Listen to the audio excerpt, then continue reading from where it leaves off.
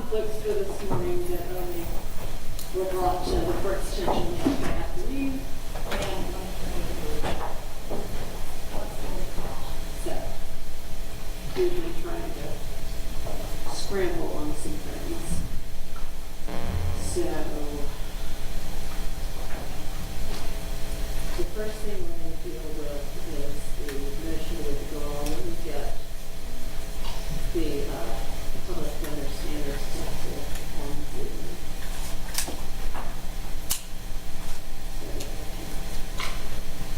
hopefully the assistance with that. See, it should be asking it.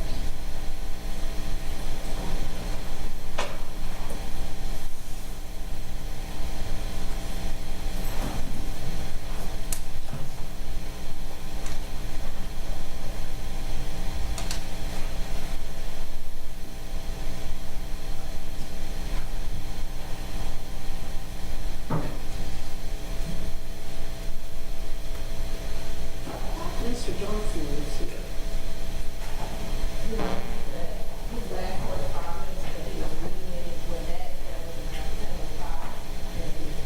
I thought he was already here. And then there is someone on the way to stand in for Mr. Mondelli because he is still in a jury trial in DeKalb, which he and Lee thought would be over by now, but it's not. So he's going to have somebody standing in who's on the way. And obviously, we're not going to do the pretrial hearing until both of them get here. But we can hopefully deal with Mr. Dark's request to withdraw. So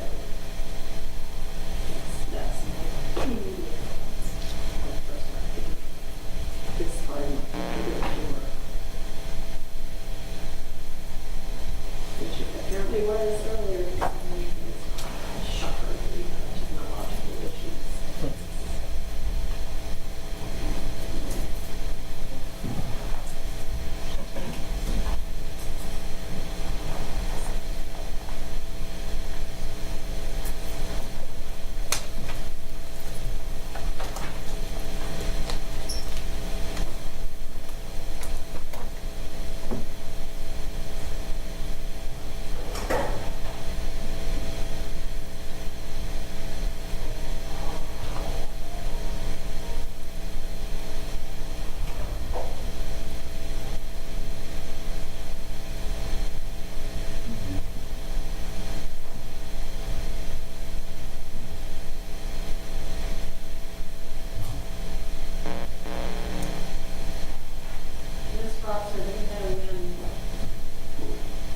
GPDC is going to be able to join.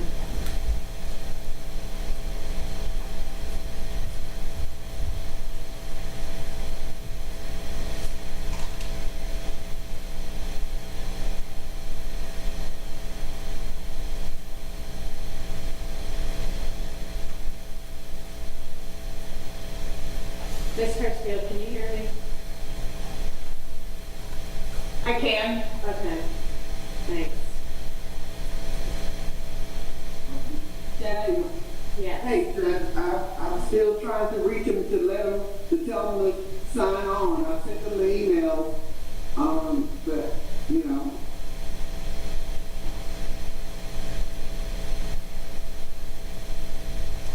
All right, so, Mr. Dark, you're going to need to file a motion.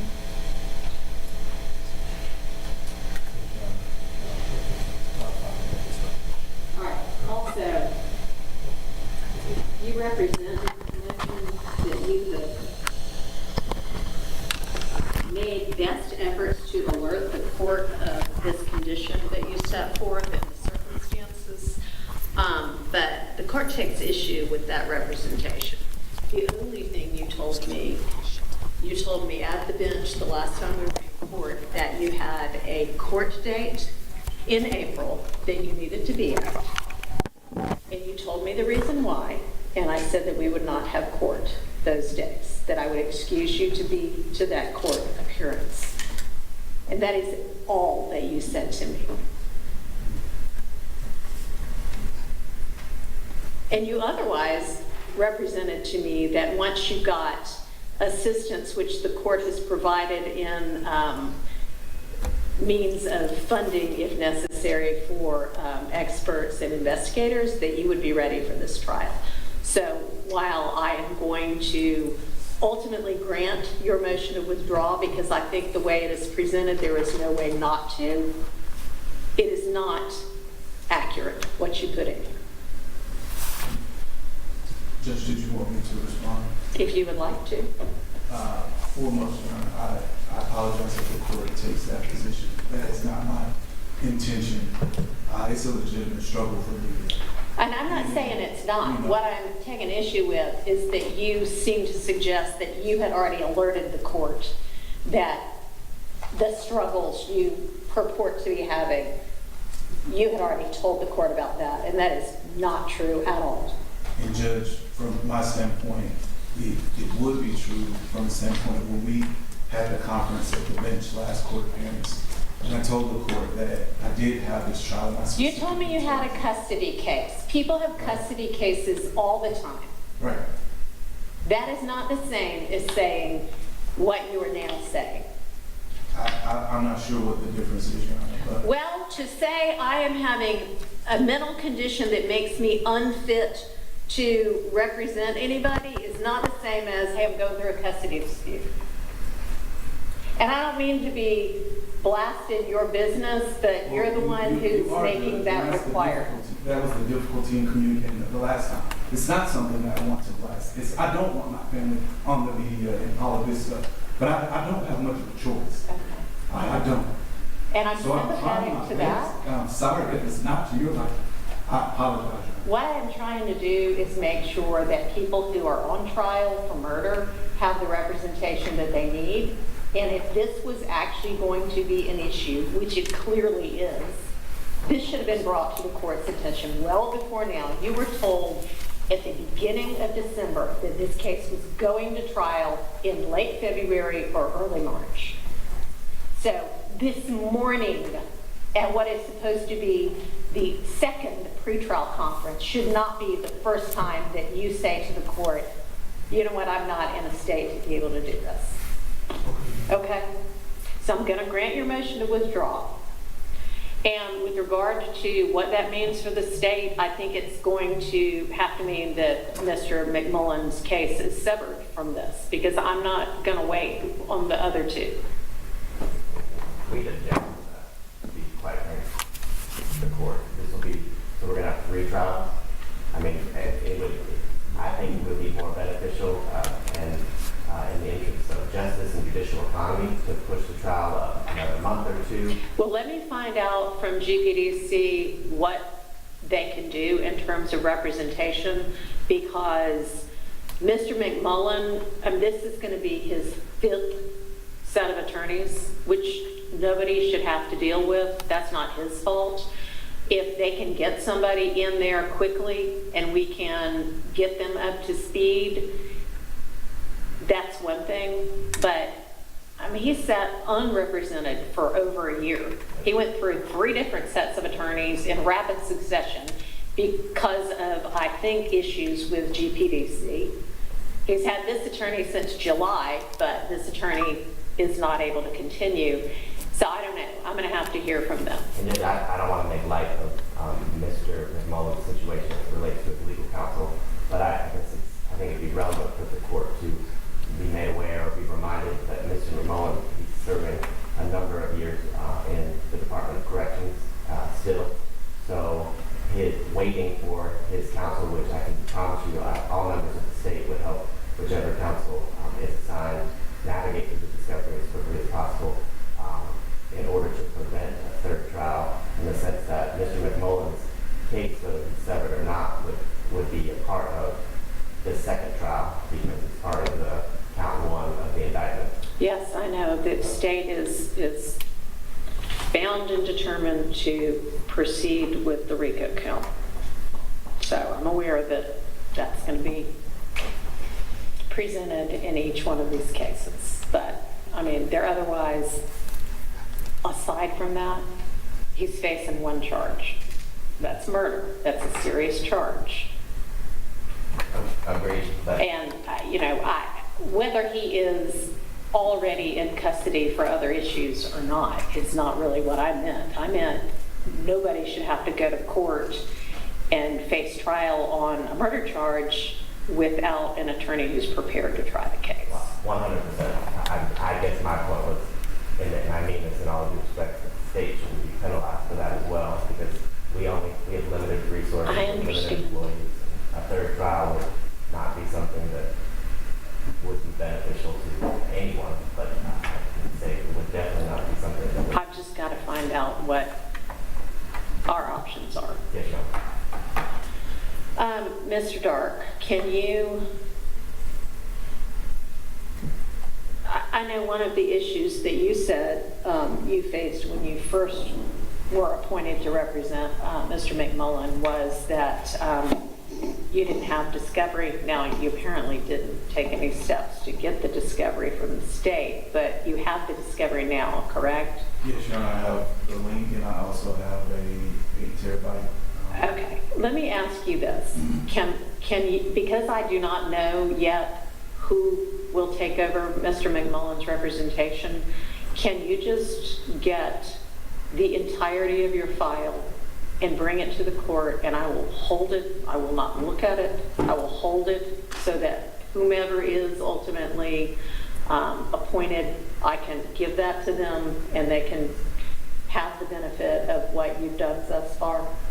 Your Honor, yes, I can Okay. bring the discovery and I can try to have it. I mean, not just everything you've worked on, Okay, okay? I mean, your entire file.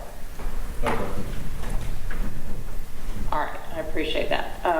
Is that something you can do? When can you get that to us? I'll have to look through the file to see, counsel impressions and notes and things like that. Okay, I mean, you're welcome to put it in something sealed, but, I mean, your attorney impressions and work product and what have you might be beneficial to Mr. McMullen's next attorney.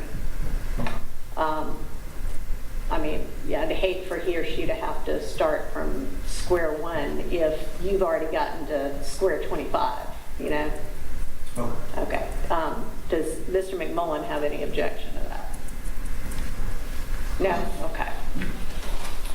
All right, so can you get that to Chambers by like Wednesday of next week? I can do that. All right. If you will do an order, I will grant your motion to withdraw. And Mr. McMullen, I'll do my best to get other counsel lined up as soon as possible. But I mean, because you've had attorneys in the case and then out of the case, in the case and then out of the case, that our public defender system is great. Our conflict defender system is pretty good. Our conflict after you move past the second appointed attorney in a case is sometimes a challenge because of a lot of reasons, one of which is probably we don't pay them enough, but it's just challenging to get attorneys who are capable and willing to take on complicated cases. So I'll do what I can. Okay, so any word, Ms. Rosser, from GPDC? Judge, Mr. Price is supposed to be logging on shortly. Okay. He has not yet, and Ms. Rosser is on her way down. It's what? She's on her way down Okay. to 1C. All right.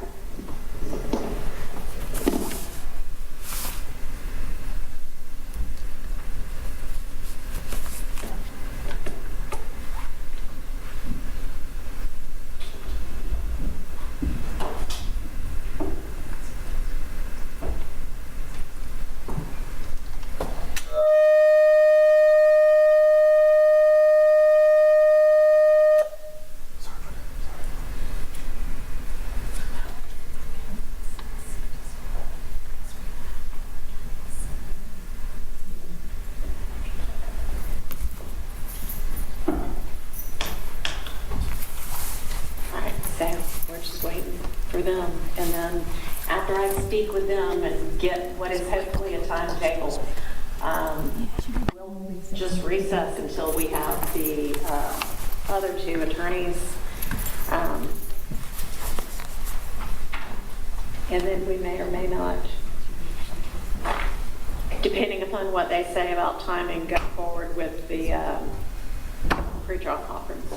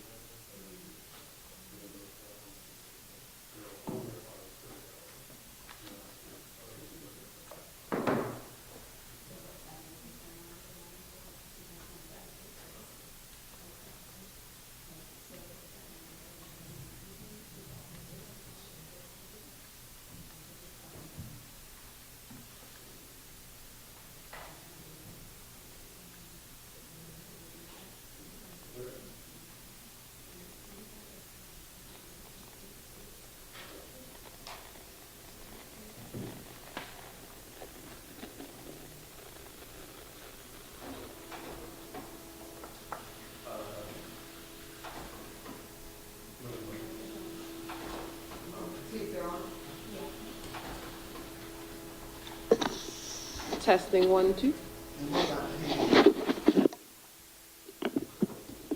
Testing 1, 2. Test.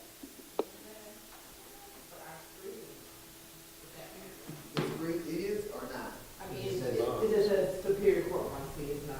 Yeah, we don't. Okay. Because that, because you got the thing. Oh, okay.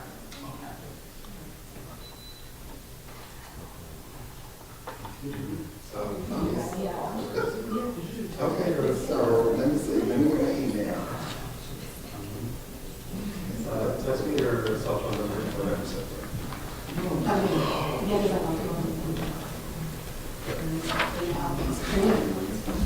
You still here? Oh, no. See you. You're saying that I'm a friend.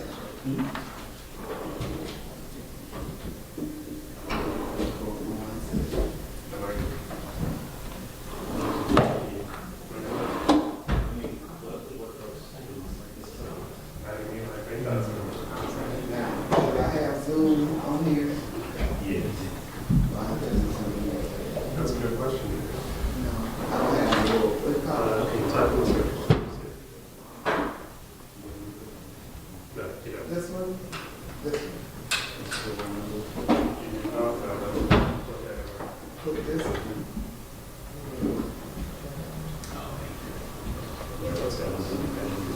That's what it was. I think that's. Okay, I'm doing it early. I'm being early. I'm doing it all. Oh my God.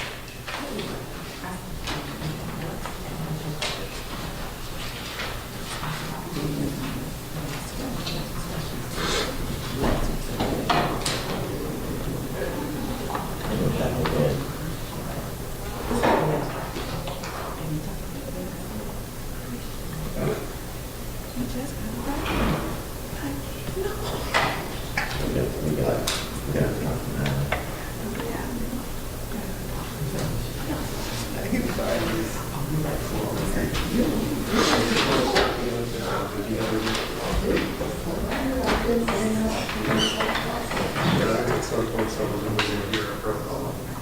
Otherwise all your stuff will still be here.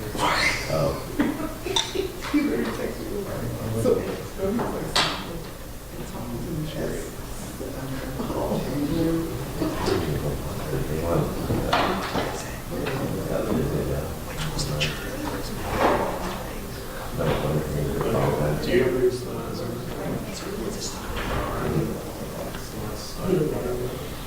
and I'll keep this on here and we shoot it.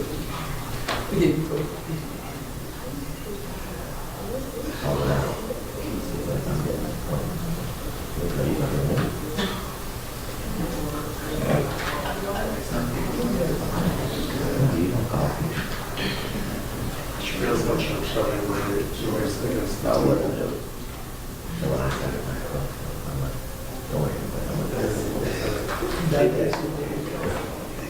Yeah.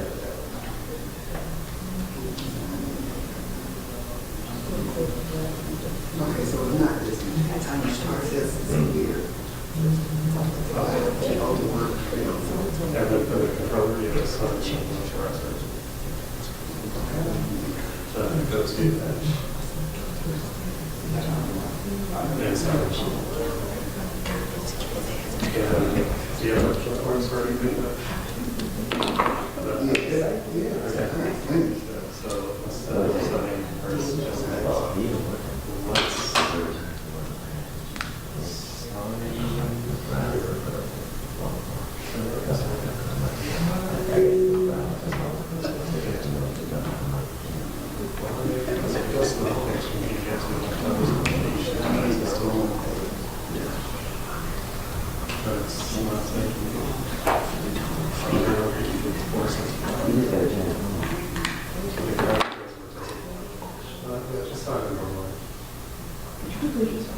let's Zoom back in English.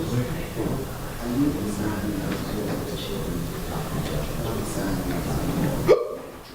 this is not a license again. Was that good?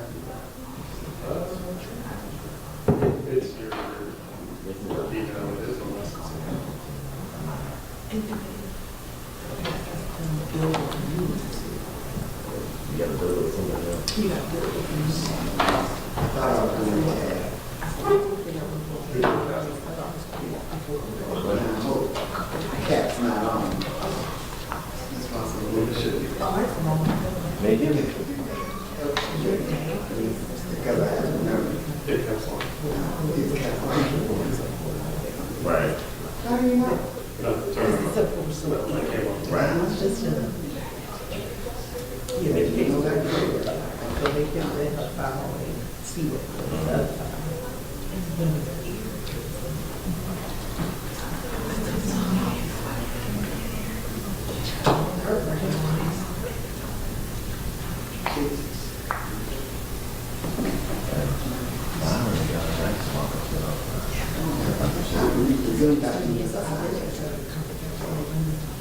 So I'm gonna give you because it's a 15-hour guide.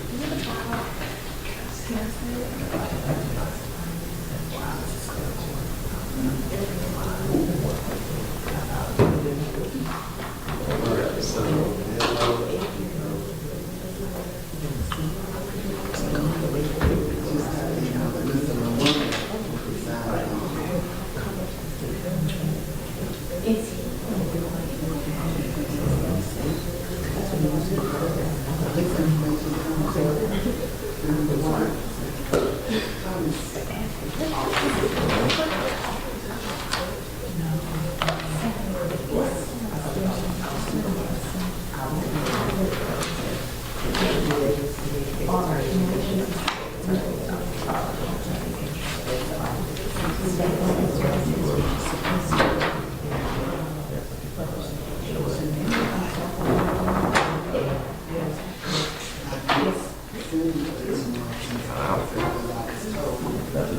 Someone that picked up the main number said that she was driving home.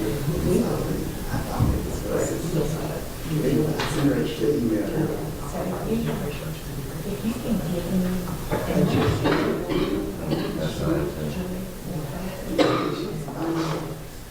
Now she is in retirement. LCKETT. She's pretty much, she handles the apartments in the job. She says it's like an executive assistant.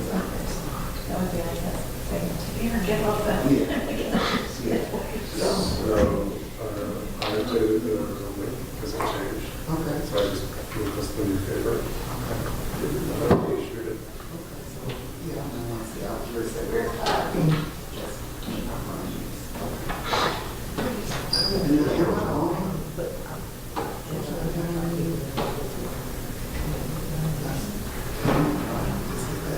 Yeah, so that was. Yeah, that's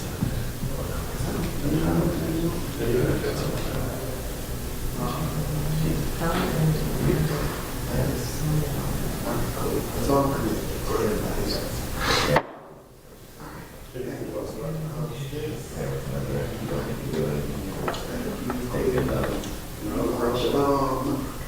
Shouldn't say that in court. Anyway, thank you so much. Have a good one. Thank you.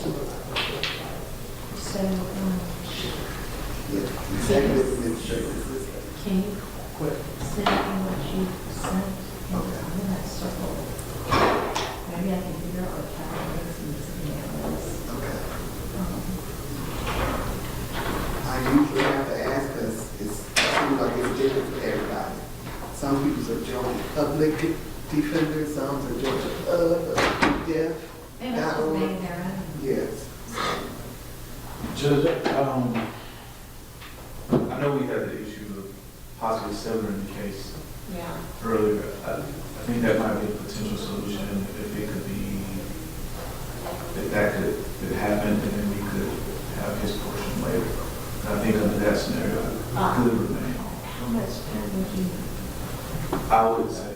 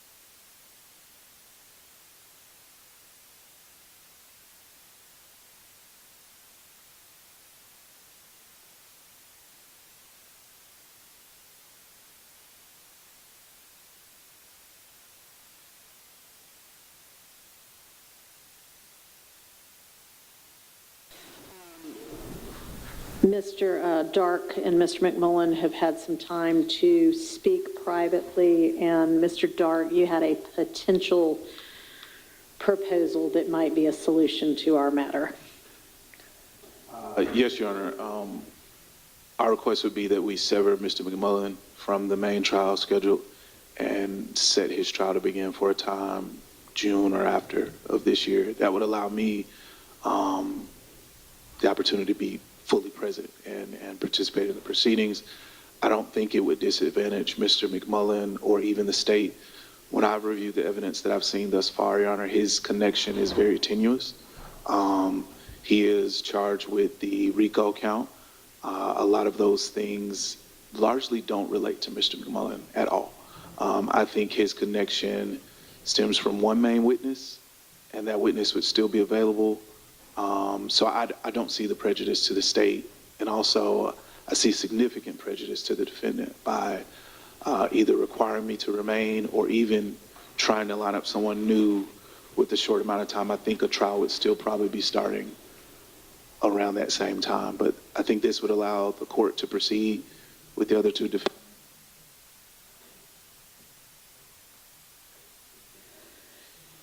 This would allow the court to proceed with the other two defendants and respect all the rights with respect to Mr. McMullen as well. Okay, well, I do think it would be a better idea if you feel like you'll be up to it once you get past your personal matter, your custody matter in April, to allow Mr. McMullen some continuity of counsel. You've been his attorney since July, and I think you're the only attorney who's been with him for any significant amount of time.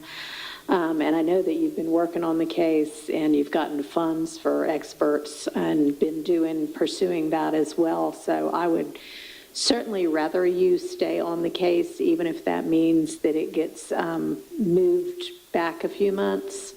One thing I would inquire about is if you believe you will be ready to try the case and fully present in, let's say, June. At that point, we're talking about, a 4-month delay. If we had to secure a new attorney for Mr. McMullen, we'd probably need to give him or her that much time or close to that much time to get ready anyway. I know the state has opposed severing Mr. McMullen out because it's a burden upon the state to have to try 2 cases instead of 1 when there is some at least alleged connection amongst these 3 remaining defendants. That mainly it appears being the RICO count, that is count 1. If we move the entire case to June, you would be ready for that as well, because really your client's facing the 2 charges, whether he's facing them in a sole trial or he's facing them in a trial where he's one of 3 defendants. Is that correct? I think that would be accurate. Okay. I would ask if it's possible that the court appoint additional counsel for Mr. McMullen in the event to continue to prepare the case. To assist you Correct. for the next little while? Correct. All right. Mr. Lawimba has graciously joined us, I assume, as a representative of GPDC. I had reached out because Mr. Dark is an appointed C3 attorney. Mr. Lawimba, I know you are just kind of parachuting into this matter.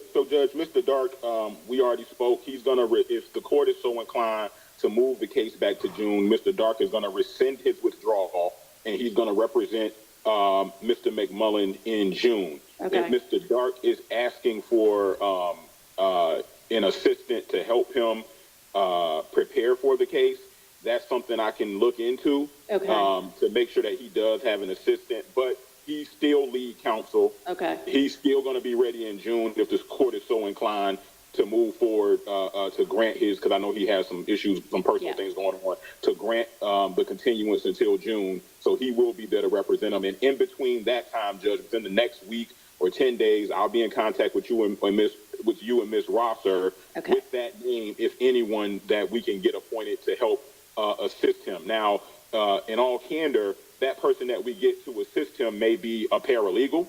It may be somebody just to help do research or something. It may not be an attorney that files into the case. Okay. So that's also going to depend on, but I know he may need assistance with research, with kind of deciphering through the voluminous discovery. So I will try to get him those additional resources. So I don't want the court to look for another name to file into the case. Sure. That additional person may just be a really good paralegal that we can find and we can pay to help Mr. Dark throughout the process until June. All right, I'm sure he'd be appreciative of whatever assistance you all are able to come up with. He's nodding in a sense, so that sounds good. If it is an attorney, great. If it's a really great paralegal, also great. So I appreciate you making sure that gets done. Yes, Judge. All right. So that'll be the plan. I know it's not ideal, but, circumstances are sometimes beyond our control. So, Mr. Luemba, we'll wait to hear from you as to who that's going to be. And please let everybody know we appreciate the quick response. Well, he said a week to 10 days. So, all right. So thank you. So I'll excuse you, and we'll just wait to hear from you in a week to 10 days on who that's going to be. Thank you. Great. Thank you, Judge. All right. Okay. So state, that means we can, we'll wait until everybody gets here to figure out what the new date's going to be. Oh, we've got somebody here now. Okay. Okay. Do you know, and I know that, apparently some things happened at the DeKalb courthouse yesterday and they got delayed, so they're doing closings this morning. Is that right?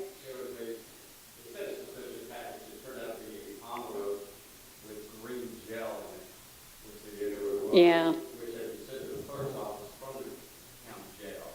Yeah. Well, yeah. Okay. So, do you think that is he going to be tied up the whole day? I would think that the jury should have gotten it by now, so they were starting at 9:30. Okay. Closing, then the jury charges, and I would think the jury would have it by now. Okay. Because we're actually still waiting for the third attorney as well, who represents the third defendant, and I'm wondering, he's allegedly been on his way for about an hour, but I don't know where he was coming from. I think maybe Forsyth County. Oh, that's where you came from. So, do we know, Mr. All right, speak of the devil, so to speak. Okay. Why don't we take a quick recess? We'll get everybody back in place, and then we'll go on the record and sort out kind of how to move forward.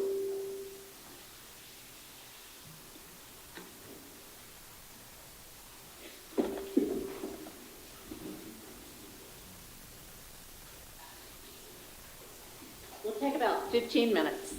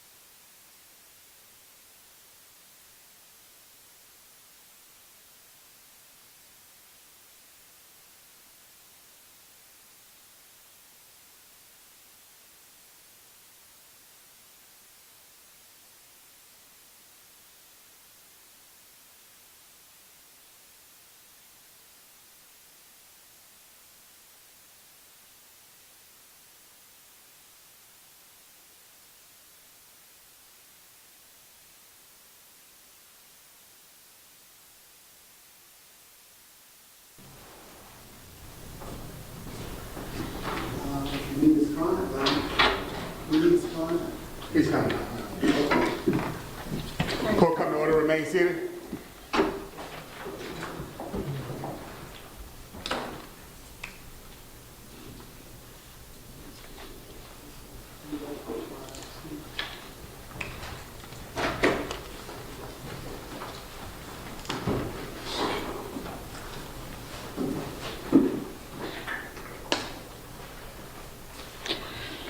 All right, so we have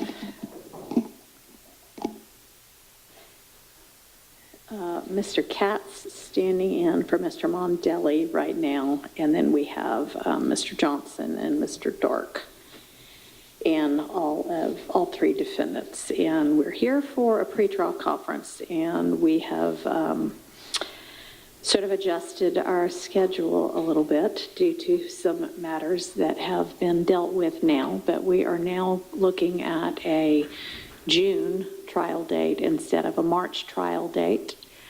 So if everybody can look at their calendars, I would propose that we start jury selection the week of June 9th.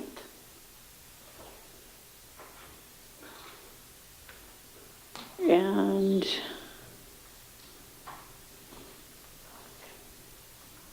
what it had looked like jury selection was ultimately, when we talked about jury selection before, I think I at least was picturing that we might be doing some of the beginning proceedings up in the big jury assembly room, but having talked to jury services, we're not going to be able to do it that way because they have a whole lot of other jurors up there at the same time that it just, there's not the right kind of space. So what we would be doing instead is having probably 60, 55 people at a time down here in this courtroom. And if we're thinking, which the last time we talked, we were thinking 400 or so should get us enough to choose a jury from, then that's 2 weeks worth of that, I think. We can, Monday, Tuesday, Wednesday, and Thursday is when they have jurors available. And so we'd basically do, 55 Monday, 55 Tuesday, 55 Wednesday, 55 Thursday, and then we'd have to do a second week of that as well.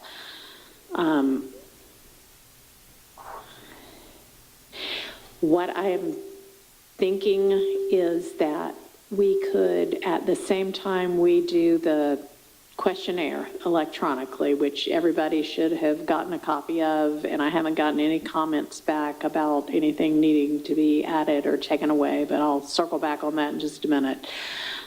Whenever we do that questionnaire, we essentially would just sit in here while they fill out the questionnaire. They hit submit, and it goes immediately by email to each of the attorneys, so y'all can immediately see what the responses are. I am thinking that even though we're going to have them all back again to do the individual questioning, that we could at least hear from people that first day they're here on potential hardships, and then we don't have to make a decision right then, but we can do that then. And then by the time we have them, there may even be some that, it's so clearly a hardship, we don't even have to have them back. But that's kind of what I was envisioning, unless anybody has a strong objection to handling that part of it that way. Not mistaken. Okay. All right. Okay, and I know we've got some motions in limine to deal with, but just in terms of the process for this first part of the jury selection, having had an opportunity to review the proposed questionnaire that would be on the electronic form, is there anything that anybody either has objection to having on there or feels like needs to be added? It largely came from what was used as, I guess, a paper questionnaire, the first YSL trial. But y'all let me know.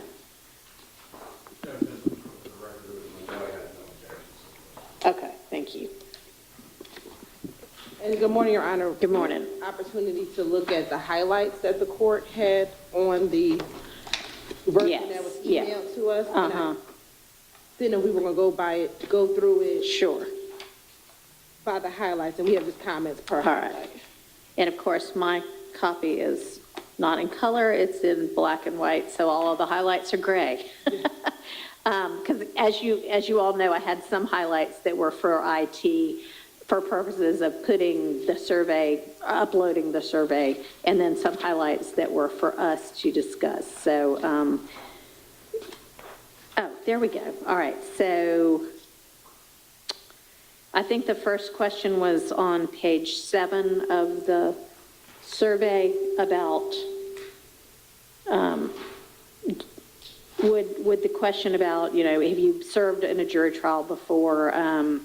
And then if yes, what type of case, criminal, civil, court-martial, I don't know, or I don't remember, or I don't recall. Is court-martial, is that going to cover enough for everybody of, have they been involved in a military case? Yes, Your Honor. Your Honor, I would, or been subject to any form of discipline under UCMJ, because the military has judicial and non-judicial punishment. Okay, so this was, we can add that question if it's not in there, but this was like, have you served as a juror before? So I think there's, later on, we maybe get to, had they served in the military at all. So let's go through it, and if we don't see that question, then let's circle back. And it's under what was the discipline under? The Uniform Code of Military Justice, UCMJ. Okay. All right, so everybody fine with just, we ask, have you served in a court-martial? Yes, Your Honor. All right. The next question that I wanted us to discuss was on page 12. What's currently Q50? That was on the original survey that was used in the first trial, but it seems like sort of after this, we ask a lot of different detail about what kind of training, what kind of experience. So it seems like this may be covering the same thing and might be superfluous. Is that one that we could do away with? The state agrees we can do away with it. Okay. Any objection from the defense to doing away with that question, since we ask it essentially in greater detail in further questions later? No objection, Your All Honor. right. I do believe that the substantive matter is covered in questions 51, 52, and 50. I do too. Is that all right with everybody? All right, so we'll strike that one. Okay.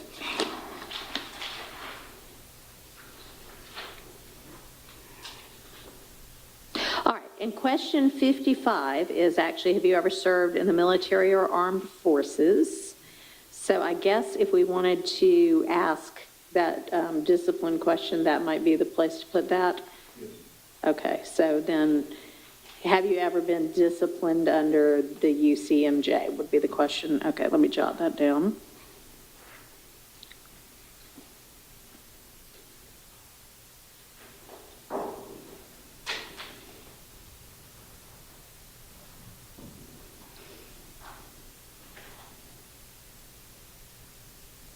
And then, if so, we can ask them for details.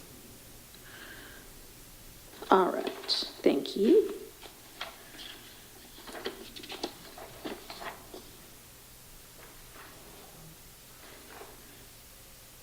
All right, I think next one is page 18, what's currently question 73.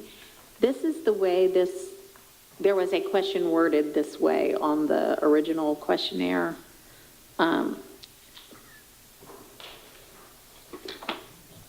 Is this how you want it worded? Does anybody want to change that wording? Your Honor, and to be clear, the jurors will complete this after either hearing the indictment or the summary of the The indictment. summary of the indictment, yes. And we'll have to discuss how much So detail we want to include in the summary. I'm not the best wordsmith, but I thought we could just ask, this case involves allegations for several individuals. I think so too. Allegations against several individuals.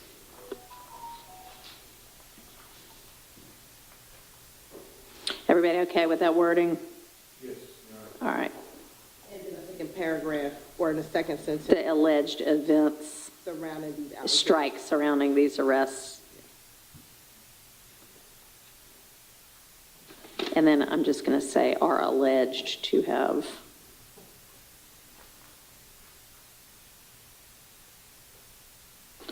occurred between, and are those our correct dates still? No, Your Honor, I believe it'll be March 2022. I want to confirm. And then how about the beginning date? Yes. All right. I'm not clear, you're saying January, correct me, it's on March. It sounds like January 2015 to March 2022. All right, Oh, and I'm sorry, Your Honor, April 2022. April 2022, okay.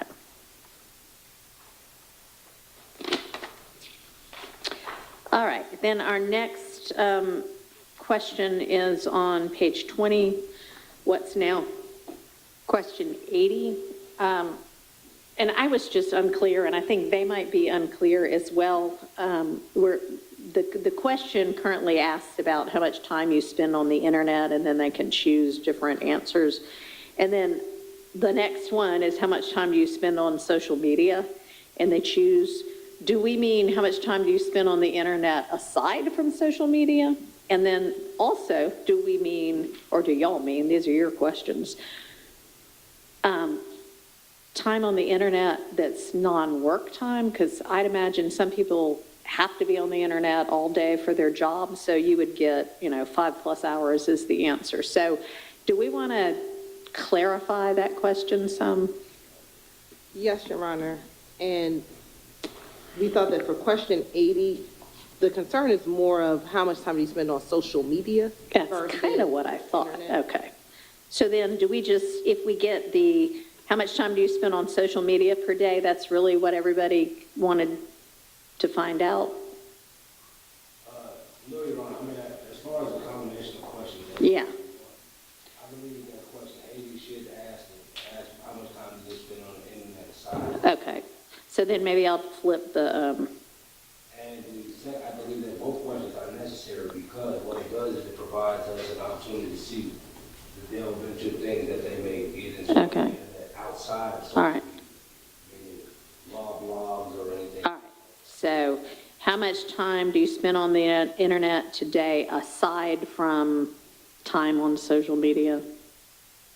Or separate from social media? How do you want to ask it? Well, I think the first question should be aside from work. That would be what's. Okay. Aside from work, okay. Yes, Your Honor. And then with the second question, how much time do you spend on social media? That would allow us to then delve into what are they on the internet Perfect. for outside of social media. Okay, so question 80, how much time do you spend on the internet per day aside from work? And then the second question would be, how much time do you spend on social media per day?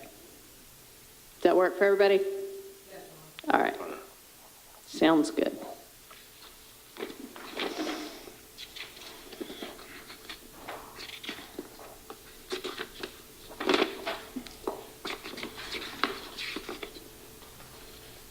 All right, page 29.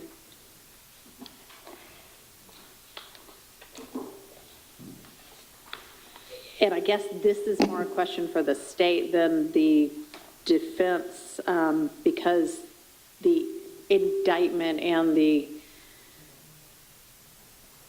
evidence, it sounds like, are narrowed from our last trial. So which of these questions will we still need? Your Honor, we think we do not need question 114 and question 116. Okay.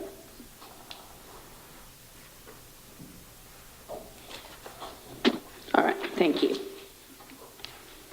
The next page, page 30, question 121. Do y'all want the word paraphernalia? We like items, we like. Okay, we're going with items. Thank you.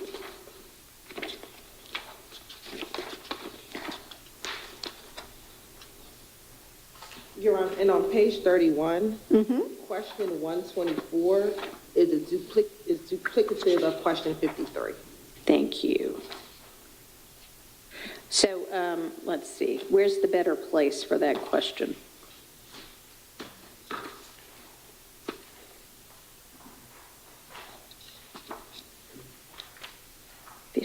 Did you say 53? Yeah. Um, Word is slightly different, but 53 is, have you ever studied or received any specialized training or education in criminal street gangs? And 124 is, do you have any specialized training or education about street gangs? My question 53 is, are you divorced? If you are divorced or widowed, please list your former spouse. So, oops. So I'm on page 13. Okay.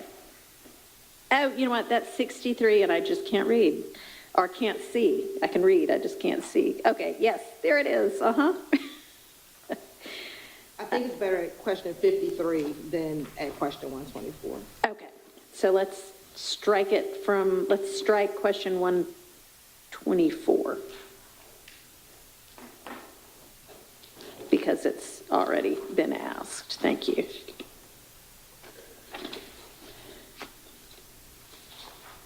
All right, turning to page 35. Question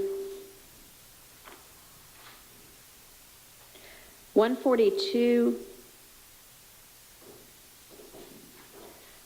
This is just how it was worded before. What is it we're asking at that point? Are we just saying, do any of you know these three defendants or their families? In which case we would just list those three defendants and their families? Your Honor, we believe we need to ask for all 28 only because the case did involve these other individuals, and whether or not they have although their cases might be resolved, if they have a relationship that may or may not have a bias towards the state and the...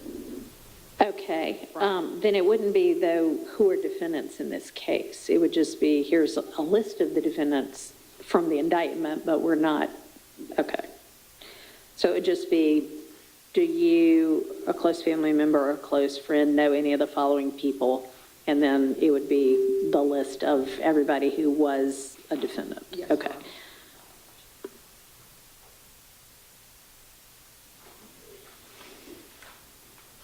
All right, and then do you, a family member or a close friend, know any of the following lawyers? At that point, it seems like that's just the lawyers that are in this case, state and defense, right? Yes, ma'am. Okay. And Your Honor, as to this particular, Maybe we can see if one of those that's on this podium might work. We seem to need to put new batteries on a lot of these mics again. Yes, Your Honor. Better. As to this question, I believe that if the question is asked as far as do you, a family member or a close friend, know any of the following people, given that the family members and close friends would not be on the stand, we would not be able to go into that relationship to understand how the family member or close friend would know any of these individual people as far as the showing of any bias in this case. So I do believe the question should be limited to the juror itself and asking them, do they have any knowledge of these individual people? And it almost seems to me like the only way that they would know if a family member or a friend knew of whomever this is we're asking is if they too knew about it, because otherwise they're only speaking from their own knowledge. So would that work for everybody if we just say, do you know any of the following people? 142 and 143. Just say, do you know any of the following people? And it would be first the list of the defendants, and then on 143, the list of the attorneys that are involved. Does that work? All right. And I guess, Your Honor, to clarify a little more, I understand that this language, do you, a family member or a close friend, is probably going to be asked in other questions as far as it relates to criminal activity or violence of Right. a victim of a crime. I believe it would be more appropriate in those situations Agreed. because it may have a direct Yeah. effect toward that individual rather than this situation we're just talking about hearsay knowledge Yeah. that they may have from someone else. Agreed. I think that makes sense. Thank you. All right. And then for question 145, and we'll make the same alteration. Do you know any of the following individuals? I have no idea who we're listing here. So I'm going to need a list. If y'all can get together on who we need to list, I would assume it would be all the potential witnesses and all of the victims, right? But I don't know, if it's the same as it was the last trial. So I'll need y'all to put together that list and get with each other and make sure you agree that it's covering everybody. So I'm going to write down here, attorneys will put that together and submit to the court. It can honestly be like, let's say April 15th, tax day. Because we do have to get we have to actually, I think, upload all of the questions, which might involve actually keying them in and then getting them to jury services and then running a test on it and all of that. So why don't we say April 1st? By April 1st. All right, the next page, I'm just wondering, is that the phrasing we mean? Or do we mean, do you actually know this person? Yeah, so we thought, do you personally know? Okay. Good with everybody to make that change? Okay.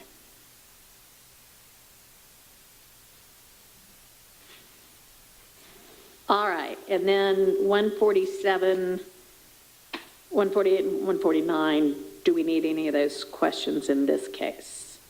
Your Honor, we think we do not need 147 or 148.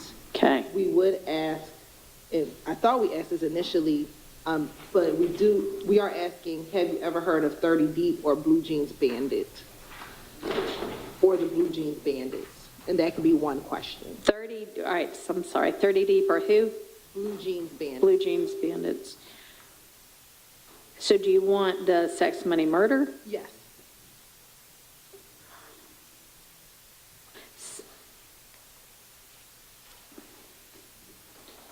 So do you want 30 Deep and Blue Jeans Bandits as one question or as separate questions? That could be one question. Okay. All right. And that was all that the court, needed clarification on. So we've gone through those. So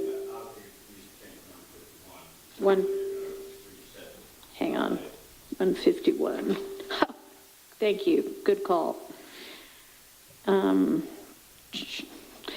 right, let's look again at so if we start, yes. On the jury charges, if we could go back to number 71. I'm sorry, 70 which? 71, okay.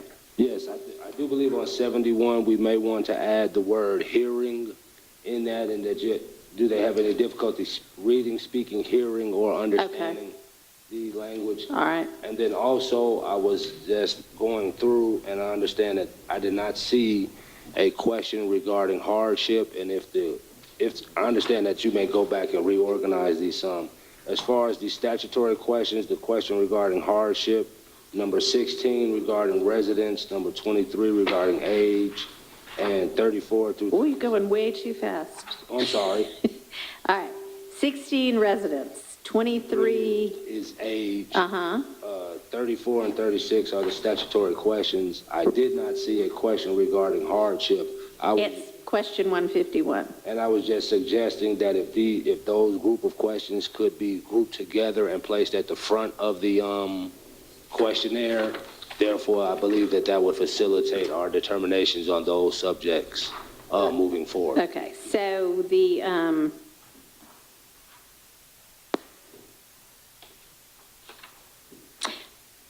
So the kind of, almost like 1 through 15 are, well, 1 through 14 are kind of like just identifier questions, like what's your address, things like that, which is kind of what we have on our jury summons that comes back anyway.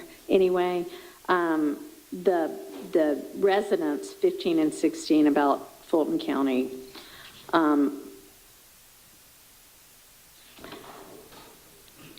and honestly, like 17 and 18, oh, how many years have you been a resident? And let's look back on page 4. So have you been a resident? Are you a resident of Fulton County? Have you been for the last 6 months? That would qualify them or not. So then after that, it's how many years have you been a, I guess that is Fulton County resident. I'll add that in so it's more clear. 18 is other places you've lived and for how long. Does anybody want that? I mean, I'm happy to strike any number of these if y'all don't necessarily want them. Question 18. Uh-huh.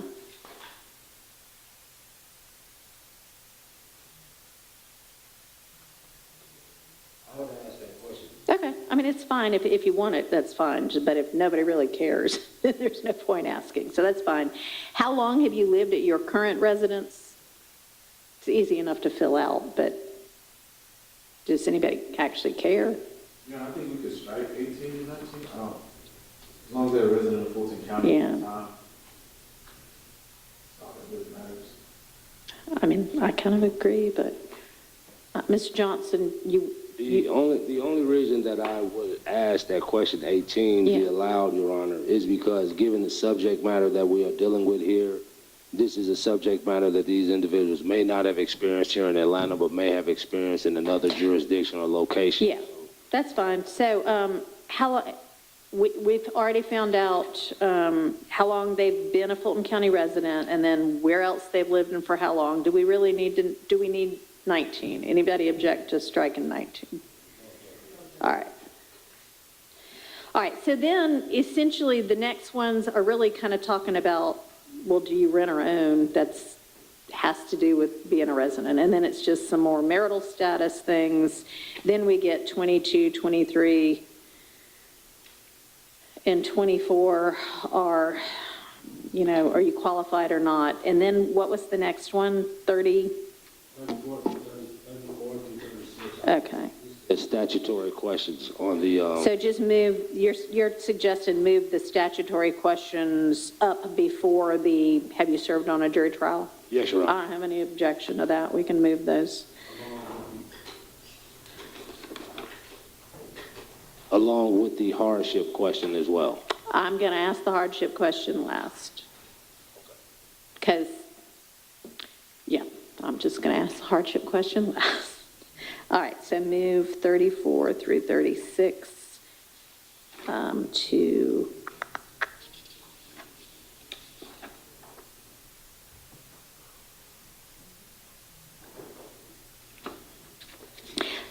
all right, so here's what it is. Right now, it's those age questions, residence questions, and then did you sit on the grand jury that returned the indictment, which would be a qualifier, and then it flows into, have you ever served on a grand jury? Have you ever served on a trial jury? And that is why it was before the statutory questions.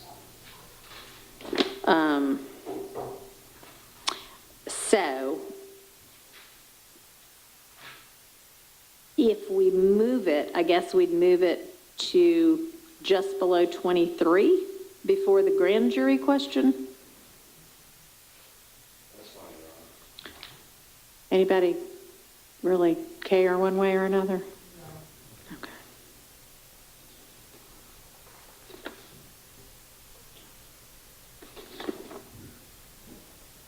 All right, so I'll make that question, put that in between 23 and what's now 24.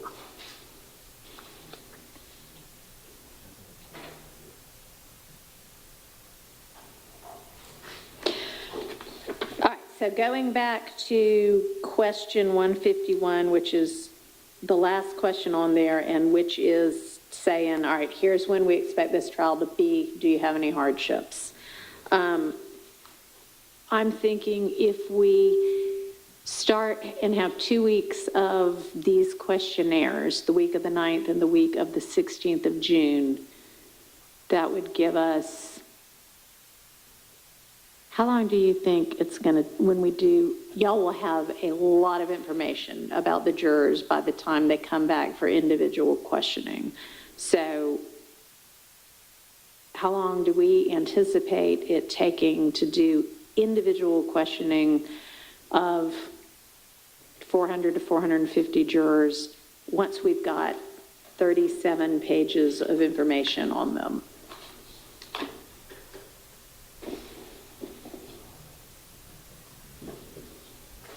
Well, Your Honor, I know in the, as Mr. Eppinger was part of the first trial in this case, Judge Glanville went through the hardship part of the questions first. And once we eliminated all of those people, then we started. Yeah.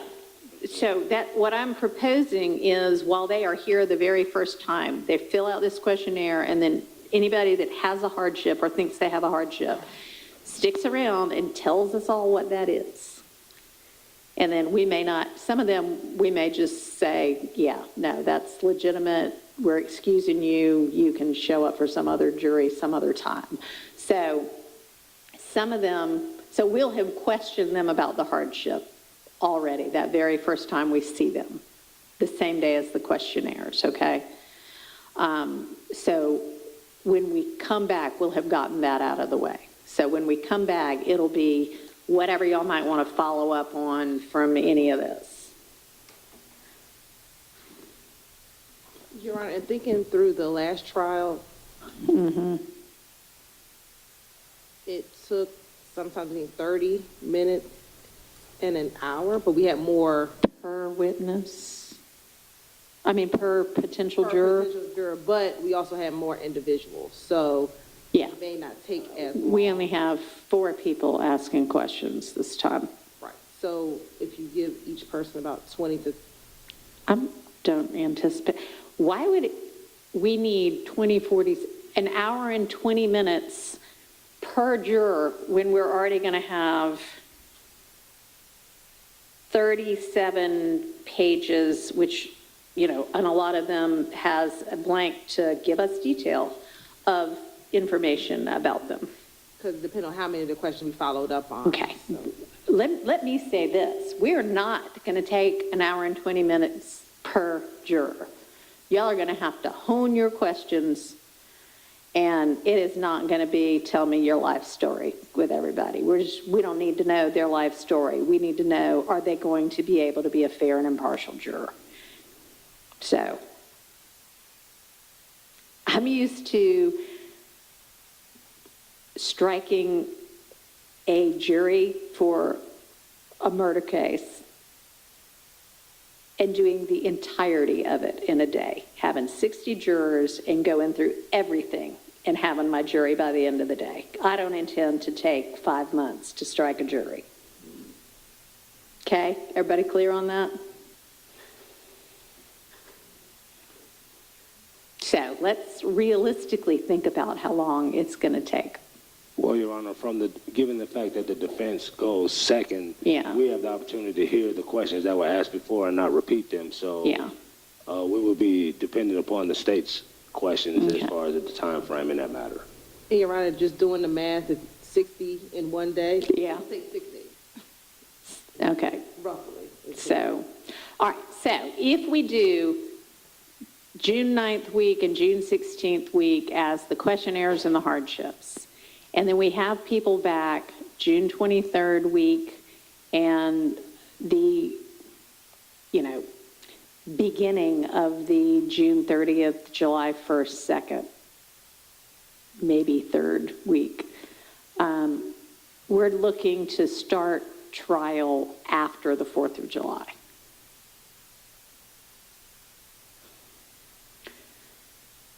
So maybe, like the evidence itself. So maybe we say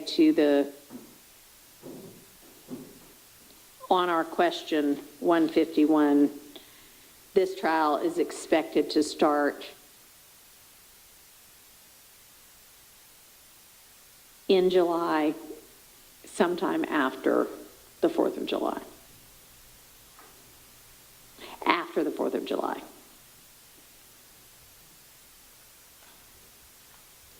Which is a Friday. Is expected to start after the 4th of July and last somewhere between, are we all still anticipating between 1 and 3 months? Yes, Your Honor. Okay. All right. So I'll make that change to question 151. Any other comments, additions, objections on this jury questionnaire? Your Honor, on the previous questionnaire, we had asked the jurors if they had social media accounts, their handles. Would the court be inclined to ask their social media handles? No, the court would not be inclined to ask that.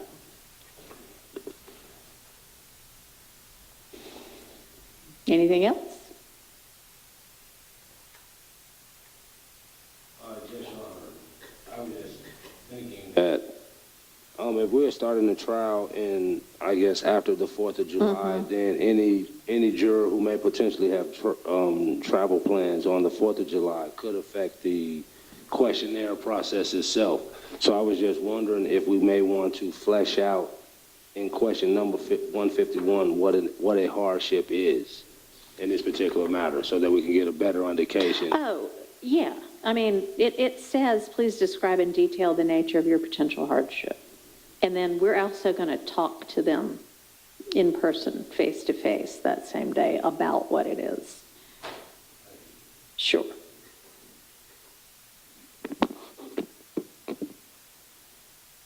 All right, is that everything? We think we have our juror questionnaire? Yes, yes, yes? Yes, Your Honor. All right, sounds good. All right, one other thing I need to know, we all need to know, is the number of additional strikes that I might grant. I don't know if anybody's, I haven't seen any requests for additional strikes, but we do have a 3 co-defendant case. Anybody have thoughts on that?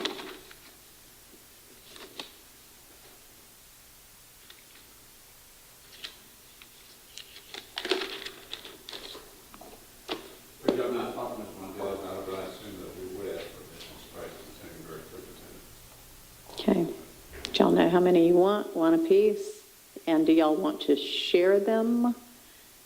Like 3 for the defense, or do you want to have 1 each? Or one additional each and 1 additional for the state? You get however many I want to give you.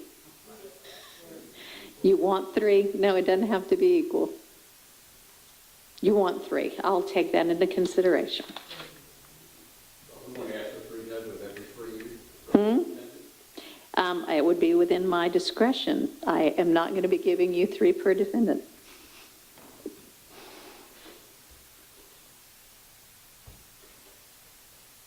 I guess, Your Honor, my question would be, with the general fact that we get 9 per defendant, are each one of us going to have 9, or do we have to share those 9? No, you don't get 9 per defendant. You get 9. And then you're going to get a total of 12.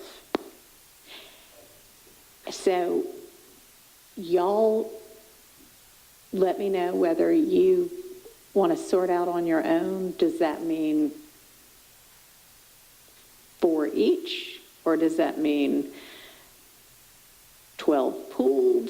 Y'all let me know.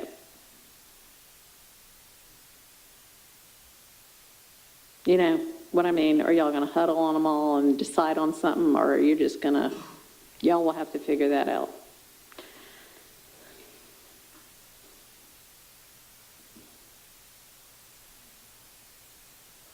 And then we also need to sort out how many alternates we feel would be prudent for this case.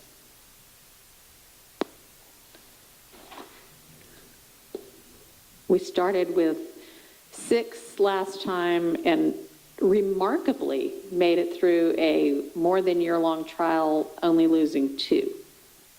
But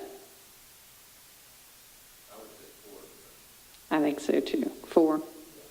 Everybody good with 4? All right.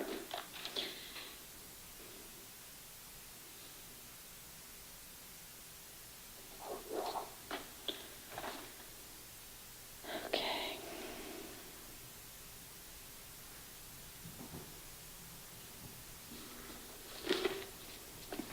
All right, I'm trying to think whether there's anything else we need to talk about with regard to just the kind of jury selection process. Nothing's coming to mind for me. Anybody else? Judge, I'm just, since I'm not that familiar with the case standing, Sure, but my question is, I didn't see, and I just was able to look through questions this morning. Is there questions that relate to jurors having been familiar with the other part of the trial?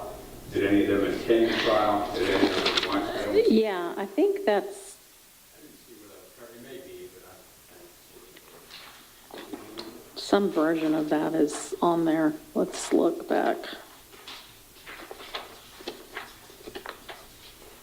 I just want to make sure it was there. Sure.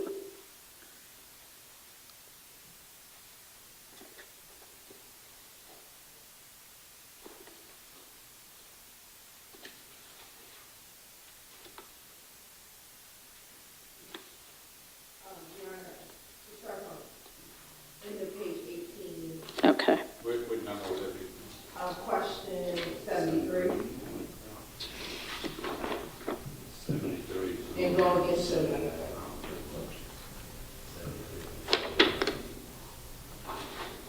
We're about 77.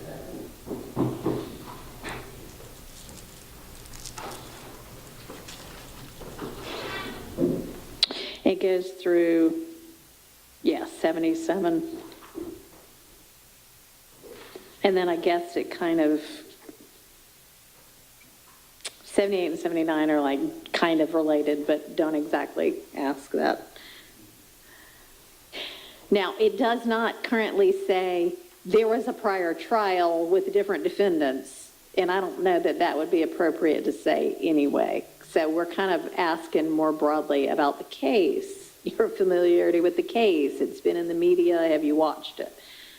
Well, I don't see a question that makes purposely asking, did you actually ever attend the case? Is that how you gained your information? Okay, if yes, well, we could add it as a potential source on question 74, because if you have familiarity, from what source or sources have you heard about this case? I mean, and we could just make another list of it, be like court proceedings or I know it says other, but we make that clear. attending court.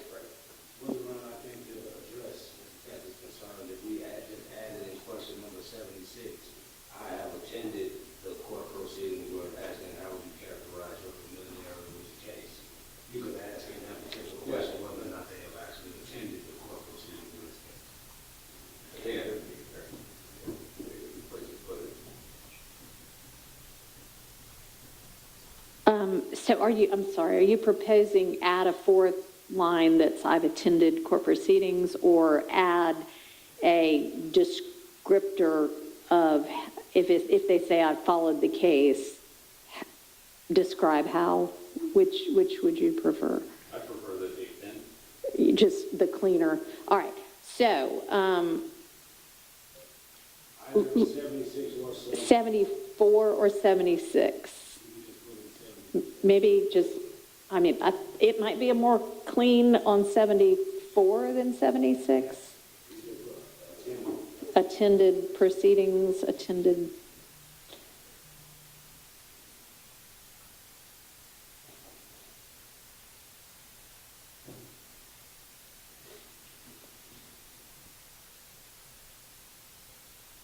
Does that work for everybody?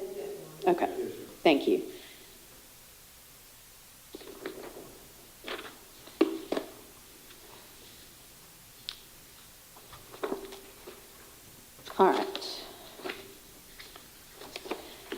Now, we had a couple of motions in limine, so I'm going to move on to that if there's nothing else we can think about with regard to the jury selection process.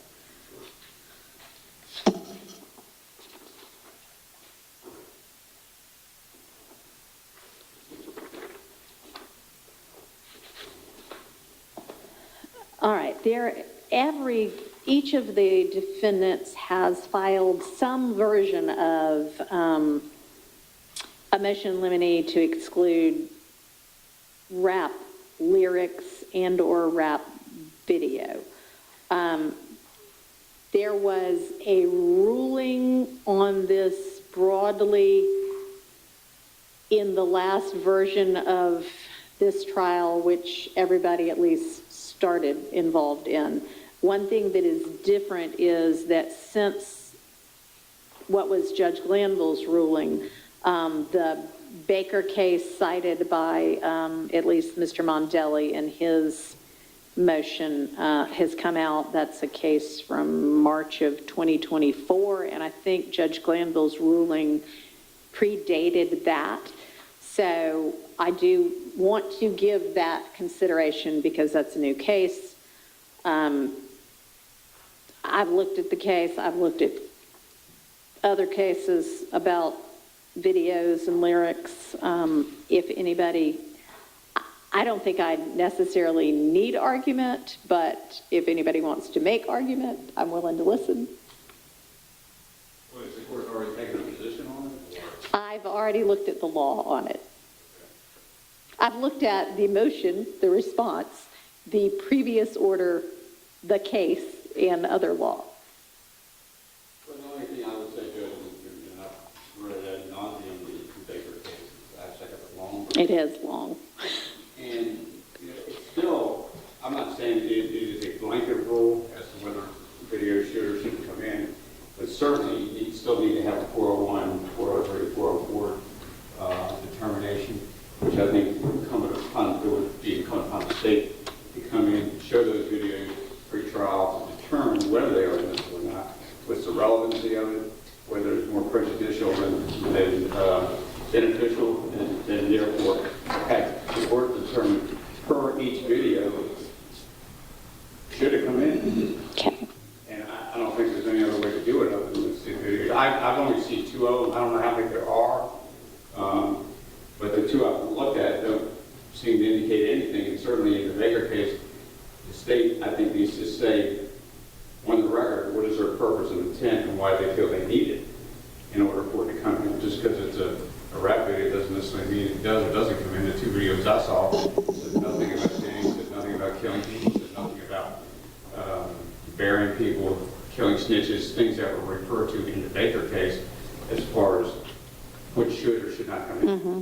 They were just music videos. Really, they didn't seem that harmful to my client, although I've not seen the other 3. But certainly, my concern is would juries have a tendency of having gang activity been such a big deal in the news and in trials, and almost every murder case now is considered a gang case.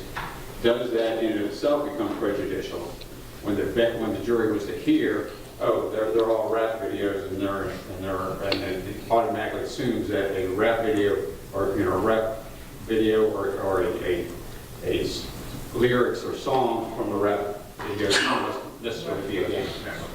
And that's what I think needs to be looked at very closely anytime that is entered into evidence.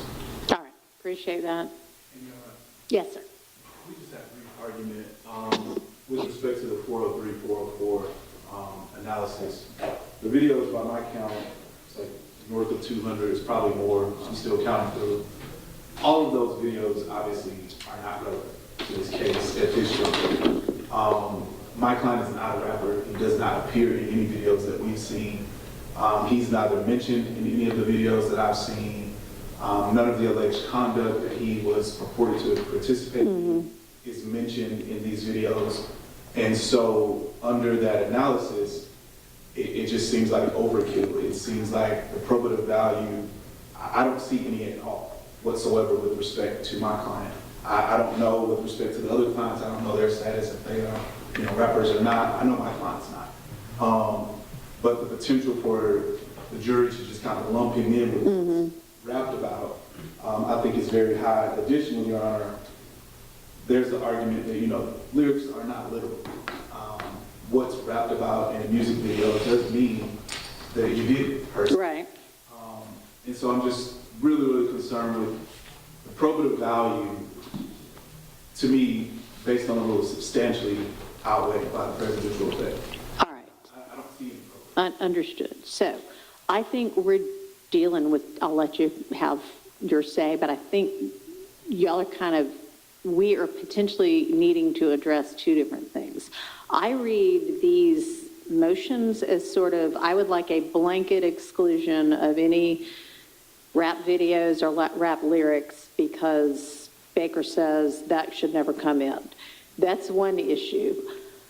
Y'all now seem to be saying there may be particular videos or particular snippets of rap lyrics that don't meet either 401 or 403.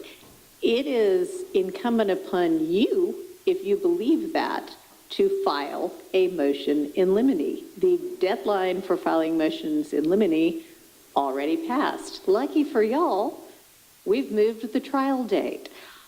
I do not, since we are going to be starting this trial from scratch, want to be litigating what should be motions in limine about the admissibility of specific evidence during the trial. We now have more than sufficient time to litigate the admissibility of everything beforehand, but the defense is in possession of all of the evidence, right, State?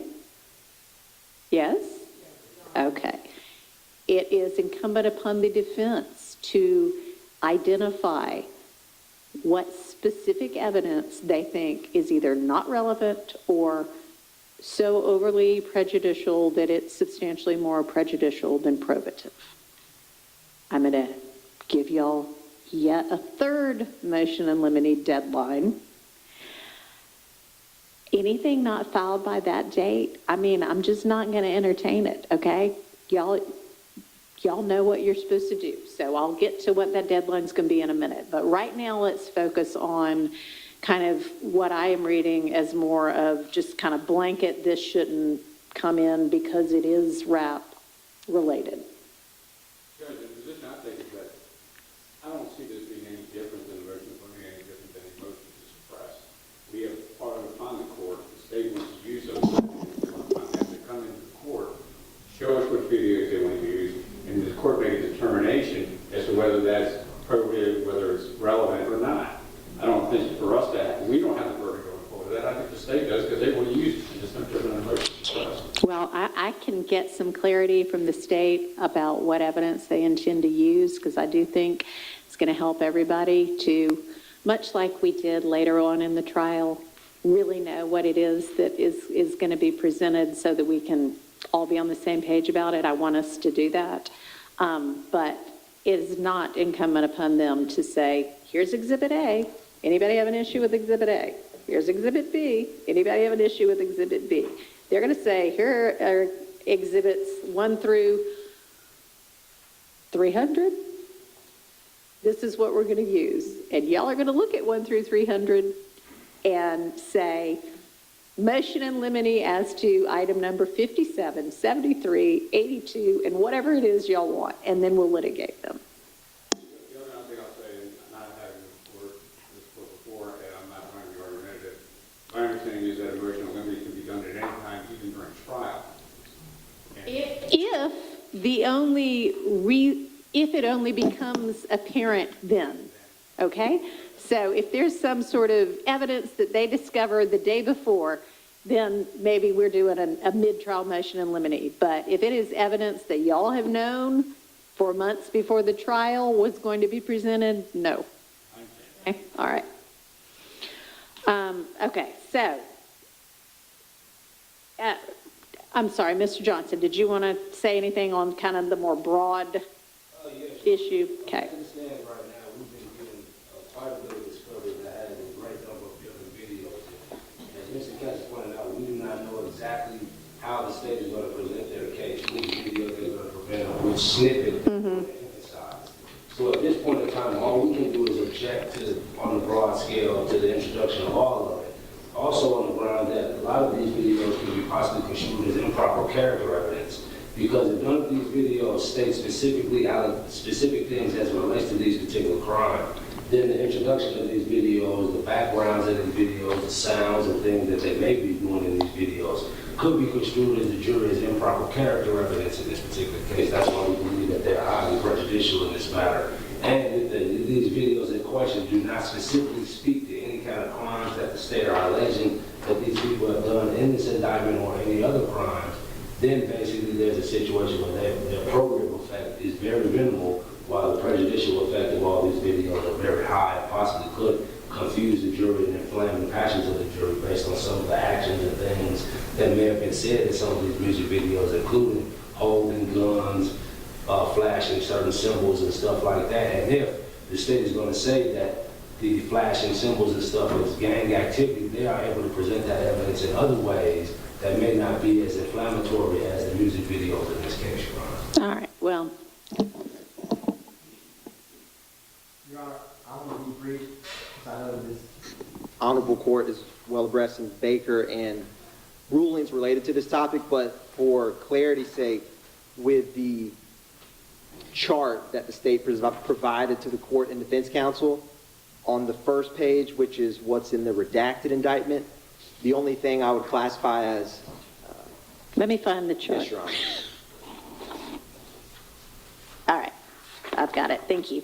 So this is from the original indictment numbering, but Overt Act 60, which is going to be one of the Overt Acts, the original Overt Act number 60, that is just going to be audio. All right, hang on. Yes, that Your Honor. is...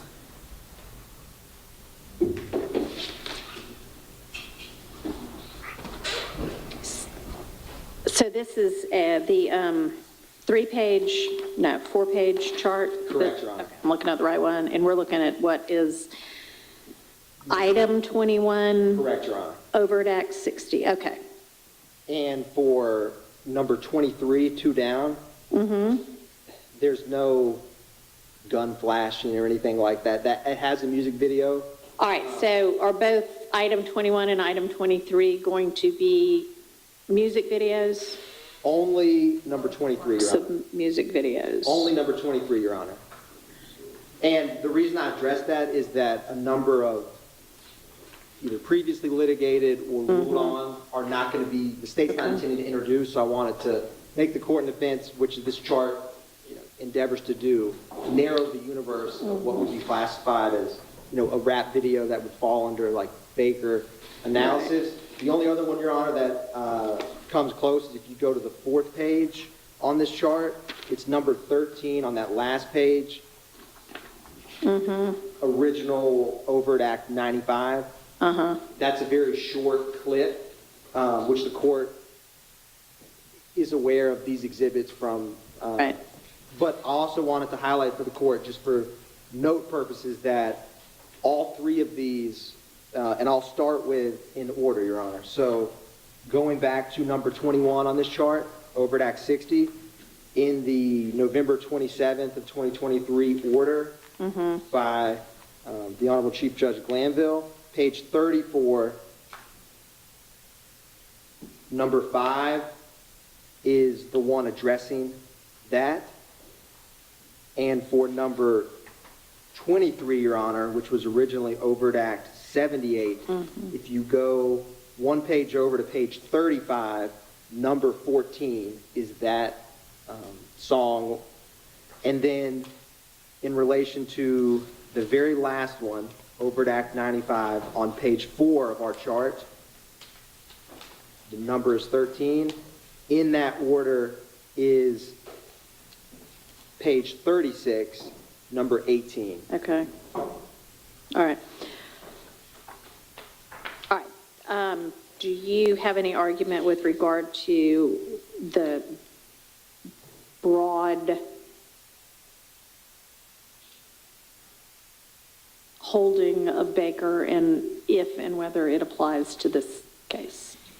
Your Honor, just quite succinctly, and I know the court is aware of this quite significant difference is that Baker was a malice murder trial, felony murder. It did not have street gang charges or evidence the state needed to prove to meet that, and it also didn't have racketeering or RICO charges.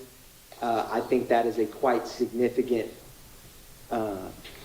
factor that distinguishes the fact pattern in Baker, where that single video became a huge focus of that case, which was specifically addressing malice and felony murder, whereas in this case, there is a lot of other relevant admissible purposes, such as association, a number of things that are unique for the street gang charges and the RICO charges. All right, thank you. Yes, Your Honor. All right, so my reading of Baker and case law surrounding rap lyrics in the context of a gang or RICO case versus in the context of a case that's not a RICO case or not a gang case, I do think there are some distinctions, and I think that's significant that Baker was not that type of a case at all. I am going to deny the motions in limine to the extent they are arguing that either because it's a rap video or because it's rap lyrics, it should be excluded from the trial. I am going to give y'all an opportunity to file motions in limine specific to items of evidence in this case, and it may be that a particular item of evidence, which happens to be a rap lyric or a rap video, might not be admissible, but we'll hold that for another day after we know what it is we're talking about with specificity. Okay, there is, Mr. Eppinger has filed, or on his behalf has been filed, a motion in limine to bar the state from using particular language, including the words victim and crime. And I'm going to deny that motion. It'll be for the attorneys it'll be clear from the instructions that what is alleged still needs to be proven, and if not proven, acquittal is required. And it'll be up to the lawyers to do their lawyering to convince the jury one way or another with regard to what the evidence is. There's a motion in limine to prohibit the use of potentially prejudicial photographs, but I can't really make a ruling on that unless I know what photographs there are. I think this is talking about, it says crime scene photos or autopsy photos. Specifically, Your Honor. Is there anything that I need to be looking at? For clarification. Sure. We believe that the state will possibly attempt to introduce photographs involving Officer Rogers and Officer Johnson. Okay. More specifically, Officer Rogers in this case, the individual who was shot, and the police officer was allegedly shot in this matter by Mr. Eppinger. Mm-hmm. So we do believe that they may intend to introduce photographs of him as well as possible operating room videos and things of that nature, which we believe would be improper in this case. All right. So has the state, this chart, it tells us what overt acts are still, I guess, at issue and what evidence is going to come in with regard to them. Do we have a chart of, and I know we have a witness list, do we have an evidence chart yet of the evidence that y'all think you're going to use for? No. Okay. Now that we have all this extra time, can we get one? Yeah. Okay. Yeah, I think we can't answer that question until we know what the evidence is going to be. We can answer that question. All right. The state does intend to use photographs to show the injuries that Officer Rogers sustained when he was shot 6 times.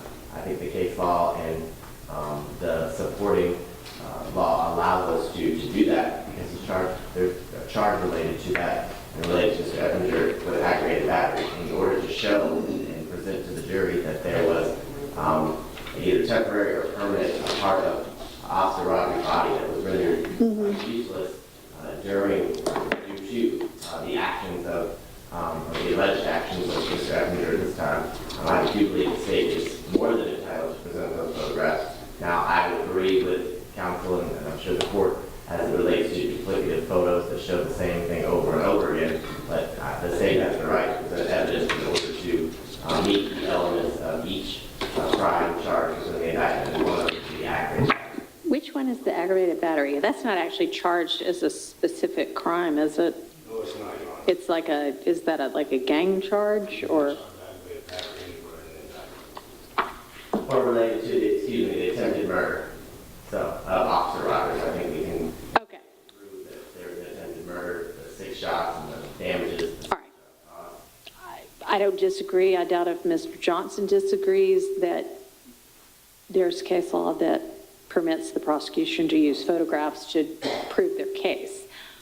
What we need to sort out is some photograph so hideously, graphically offensive that it should be ruled out, and we can't decide that until we know what the photographs are. So once you put your chart together and you know here are the 5 or 10 or whatever photos we intend to use, then we can litigate specifically. Right now, I'm going to deny that motion. It's just too broad to grant. If there's a more specific one later, I'll reconsider, or I'll consider it later as it is specified. There's only 8 photographs. Okay, well, there, just get your, Once we're able to get that list from the state. okay. And again, y'all got the whole universe. And I think you have the more narrowed universe. But if we've all got it in some sort of a list or chart form specifically, then we can do the litigation that we need to do and then move on through the trial with an expeditious approach. All right, there is also Mr. Eppinger filed a motion limiting to limit testimony of state's witnesses. All righty, thank you.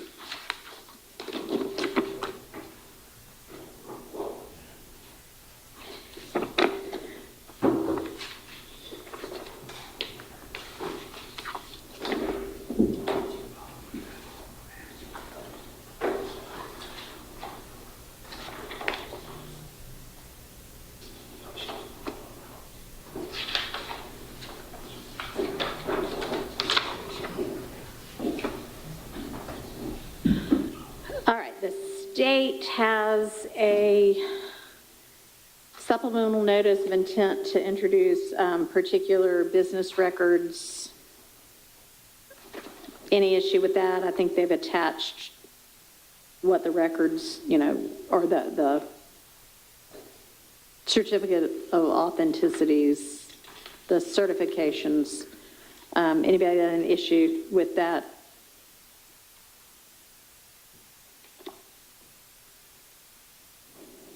It was some Instagram records. Well, they're both Instagram records. Is that the one that sent? Today or yesterday. Yes, I don't know what, yesterday or, yes, today, yes.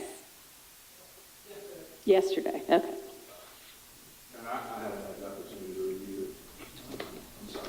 That's okay, it's only 3 pages. You can look at it now.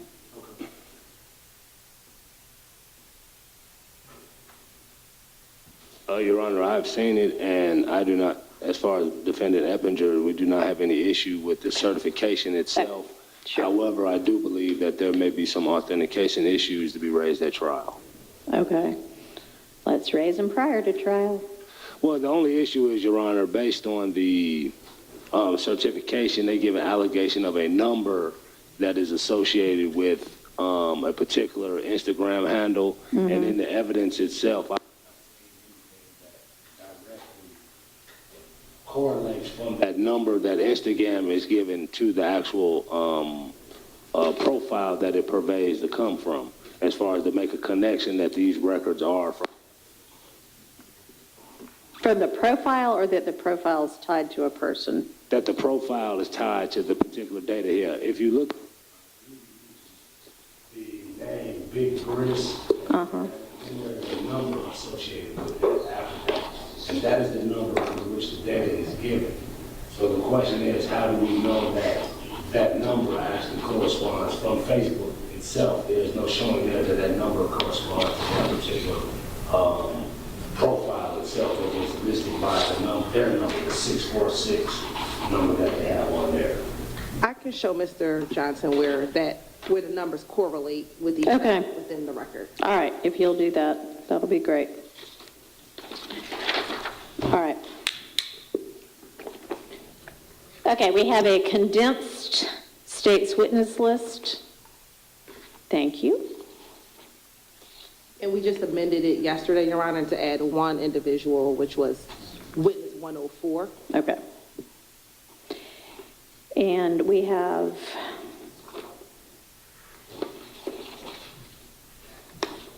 I believe 2 people identified as gang experts. Is that right? Yes, Your Honor. All right. All right, any defense counsel have any issues with needing further information on how to contact any of those witnesses? All right. If y'all do, you don't have to wait until our next court date. You can just reach out to somebody on the state's team and let them know what you need, and they will endeavor to get that to you or somehow make sure y'all can get in touch with those people. Yes, Your Honor. All right. So I assume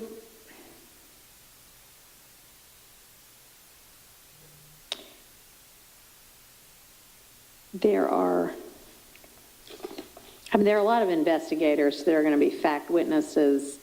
There are a couple of people identified as records custodians or crime lab personnel. Just want to make sure if there's anybody other than the people identified as gang experts and then the FBI CAS team person that is going to testify in an expert capacity. I guess if you've got crime lab or GBI, crime lab certainly would be an expert. GBI, I don't know whether those are going to be experts or not. Just if there's any, it would probably behoove the state to go ahead and identify this person to be testifying as an expert so that we don't get to court later and have any kind of assertions that somebody wasn't aware that we're going to be an expert. Okay? All right. Anything else with regard to the state's witness list that we might want to go ahead and talk through now? Not that. Okay. All right. All right. This, I guess, redacted indictment that the state has proposed to use in this case.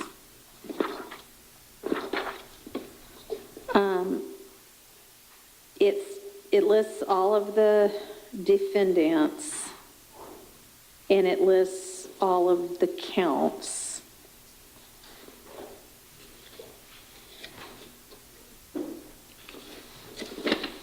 And then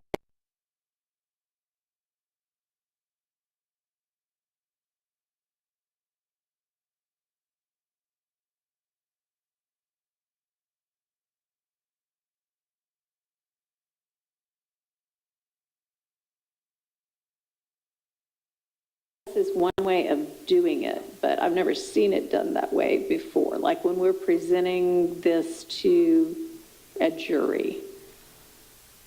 I was under the impression that's how we did it. The last year, that could be wrong. I don't I mean, I can go back and look, but I think there were a couple of counts that the court directed a verdict on, and we might have done it for those counts. But for counts that were not against any of the defendants then on trial, I feel like we didn't list them. I feel like we just listed the ones that the jury was going to have to render a verdict on.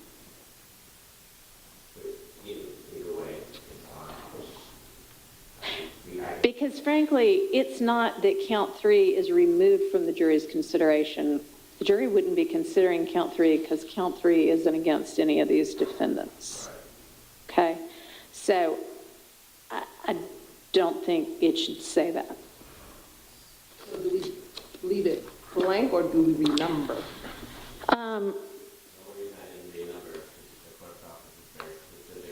I mean, I think it's the language removed from consideration is just kind of potentially misleading. You say not for your consideration? It's just, it doesn't have anything to do with any of these defendants, so.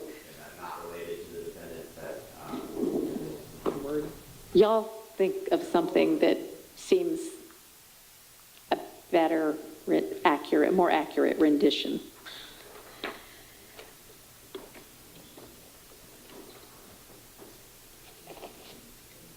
All right, I know one thing that I need to discuss with y'all is how detailed we want to get with our summary of the indictment when we're first saying, hey, jurors, here's a giant questionnaire.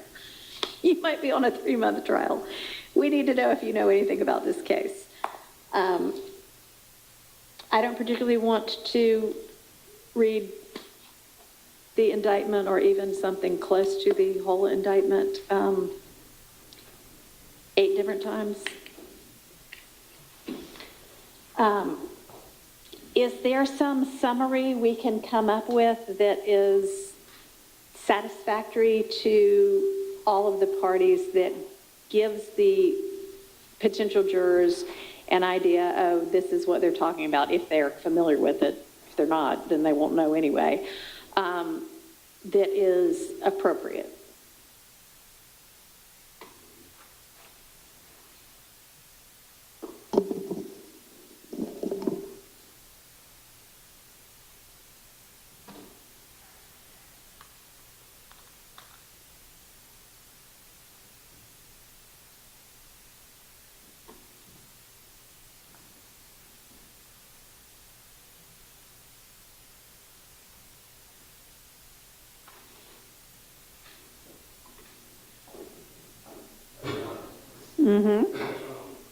We believe that given the fact that these individuals are facing different charges and are not collectively charged together on every count, that it would be prudent to read each and every count to the jury so that they will be able to identify and separate each of these individuals with regards to their criminal responsibility. All right, let me ask you this. That's true with regard to everything other than count 1, which is the verbose count in the indictment. Can we narrow count 1 in some way, summarize count 1 in some way that says count 1 charges a conspiracy to violate the Racketeer Influence Corrupt Organizations Act by a pattern of racketeering activity, maybe even just some portion of that part 1, the conspiracy, without the entirety of the conspiracy is alleged, the entirety of the enterprise is alleged, and then the entirety of the still 53, is it still 53 overt acts that are alleged? State, is it still 53? Okay. I had sent a summary that includes my very short, Okay. my jury I. there. It's a very short one I sent previously. Okay. It just says this case involves members of the Young Slime Like YSL gang, including rappers at Pretrial. We're charged under the Racketeering, Influencing Corrupt Organizations Act, also known as RICO, for engaging in a criminal enterprise through racketeering and other related offenses. These charges range from drug possession and sales, murder, and other violent crimes to which defendants have pled not guilty. Okay, well, that's a little slanted towards the state, but I'm sure we can use that as a starting point. It's certainly not going to say this case involves members of Young Slime Life, because that's something y'all need to prove, but good try. Okay.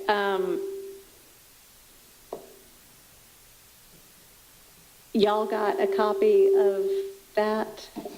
Do we think we can take something, some part of that? I haven't seen it yet, so Okay. but it's also going to lead me to another issue about the jury questionnaire. We can take it now or later. Okay.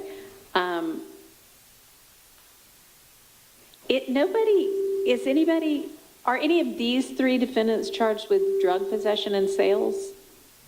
No, so we're not going to say that.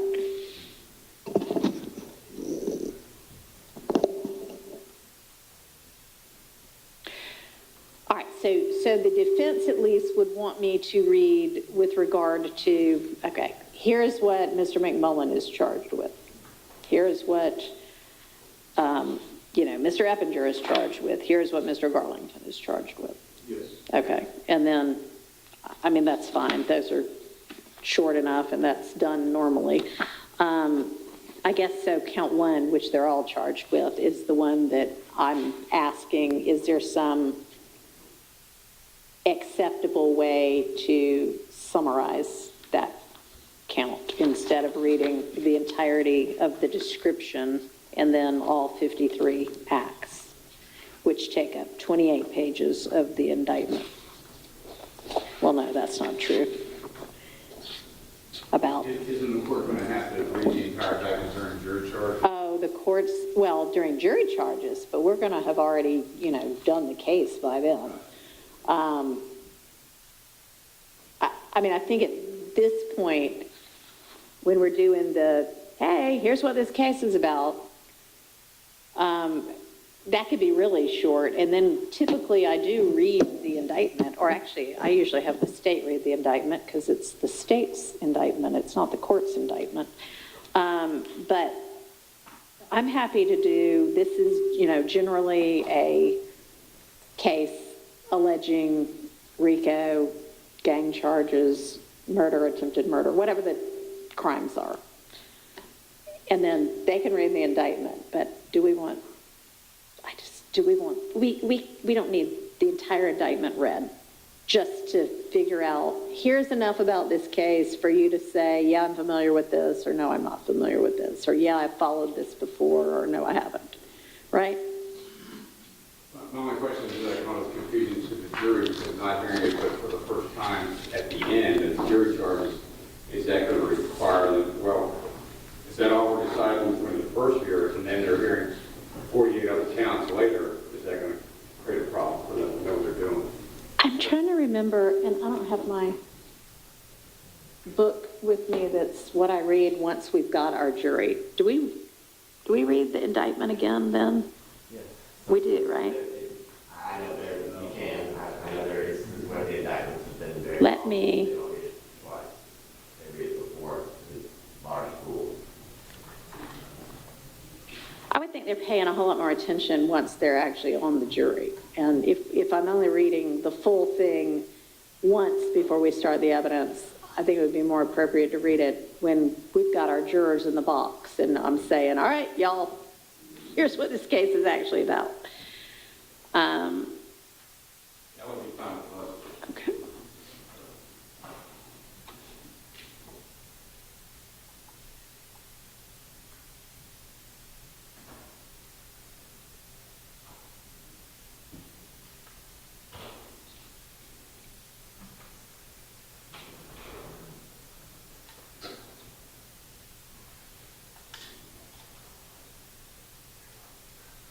I'm looking back at my typical outline to see what I do.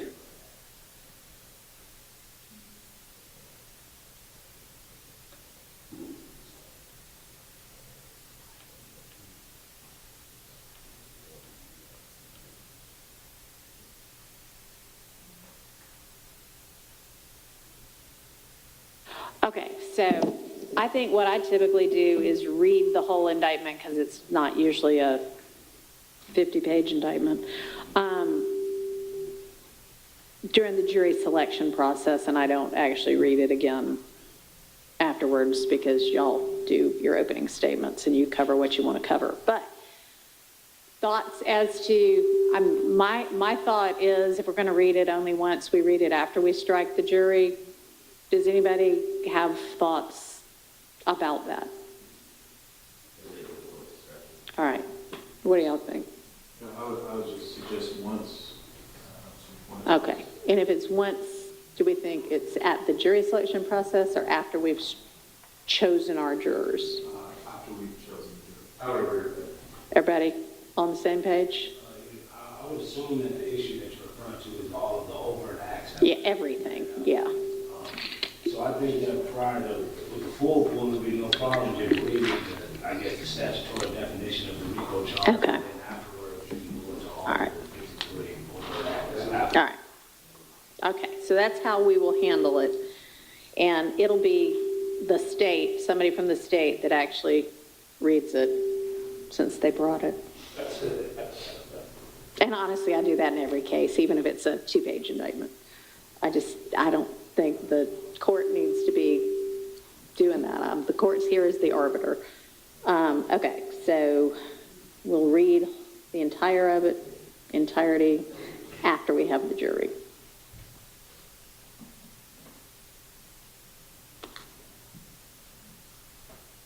And it will be by someone on the prosecution team.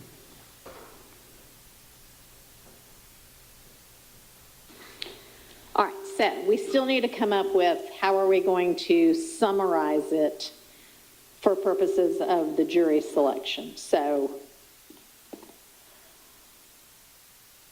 we have the state's proposal, and I can probably just print this one page out for you, Mr. Katz, if you want to take a look at it while we're talking about it, and maybe we can, if I can figure out.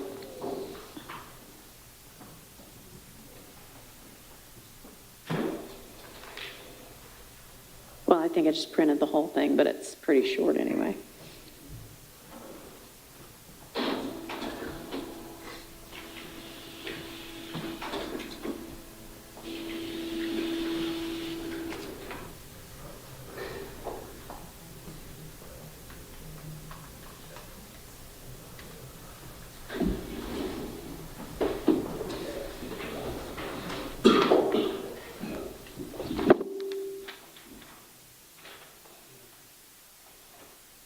It's just going to be the top part of that page.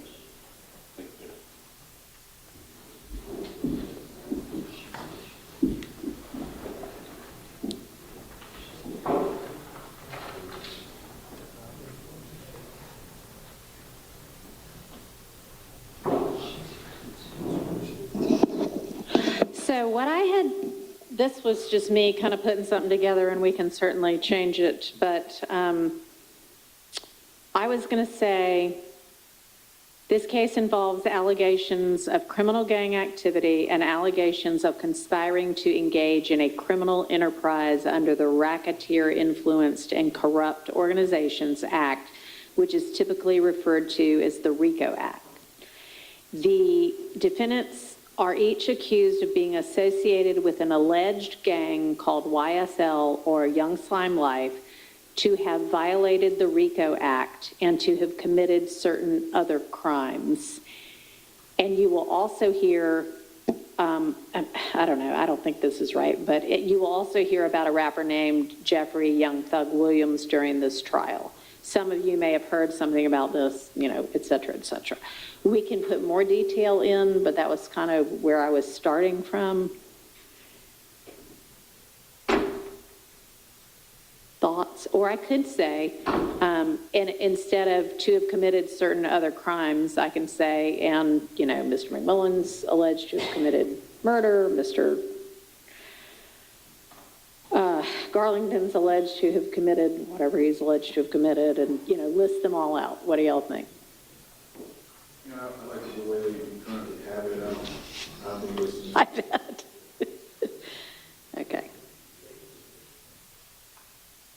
can also say including murder and attempted murder, murder or attempted murder.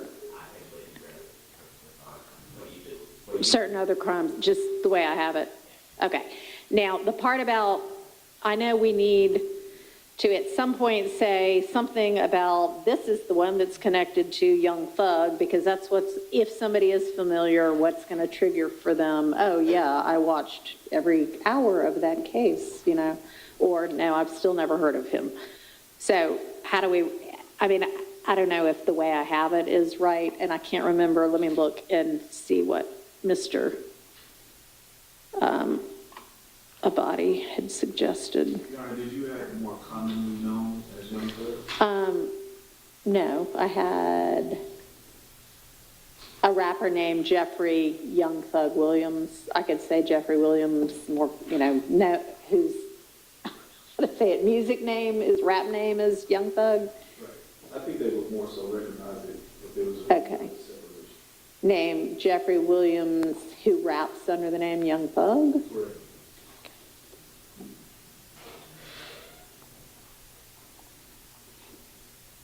Okay. Uh-huh. Would you mind emailing what you're reading, just so I can see it? Sure. Thank you. I don't know. You know, how about I email it to Ms. Rosser, who has all of your email addresses, and she can email it to y'all. Let's see.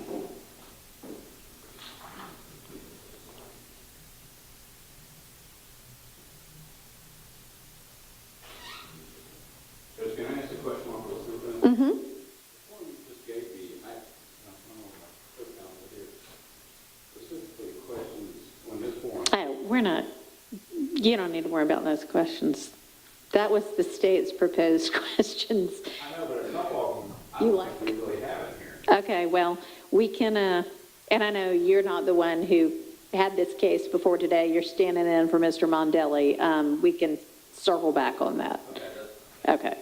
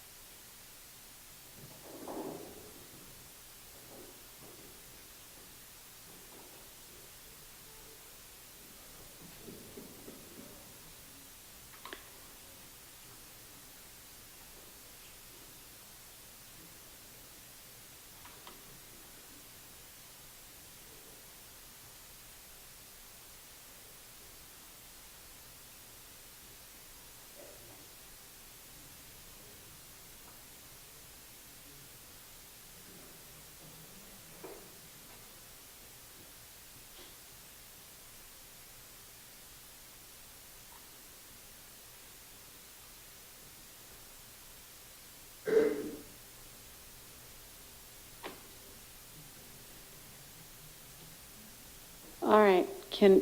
Does anybody have a better way or more to add to? You will also hear about a rapper named Jeffrey Williams who raps under the name Young Thug during this trial.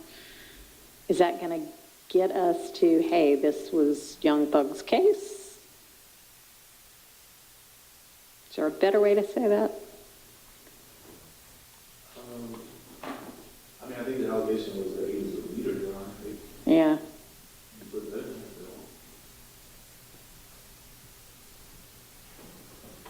So,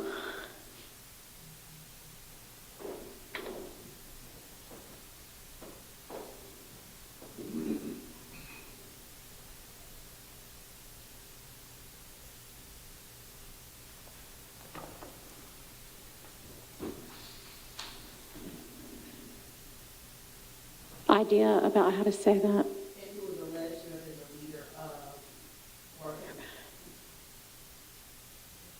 And, okay, so after who raps under the name Young Thug and who the state alleges? Okay, But is that even relevant, Your Honor? well, it is to their RICO count. I mean, but the RICO count does not depend on the identity of the leader. So the fact that we're saying his name is somewhat irrelevant, Your Honor. They have to prove that there was some kind of criminal organization. The fact that it may or may not. Yeah, I mean, they're not going to actually have to prove that Mr. Williams is in any way involved in YSL to potentially prove all of their charges against these defendants. That's correct. So the question then is, what is the relevance? Who, well, the relevance of him being mentioned is that may be what triggers a potential juror to go, oh, yeah, I remember watching, all of the testimony in the prior trial, and y'all presumably would all want to know that. Well, I mean, we have questions that are asking with regards to have they heard about the case, have they heard about the case? Right, but this is how we're letting them know, because when we actually get to those questions in the questionnaire, it's more like the events are alleged to have taken place between X date and Y date. We aren't saying right then, and they involve, allegedly involve these people and potentially Jeffrey Williams and whomever else. So this is how we're kind of cueing them to, this is that case.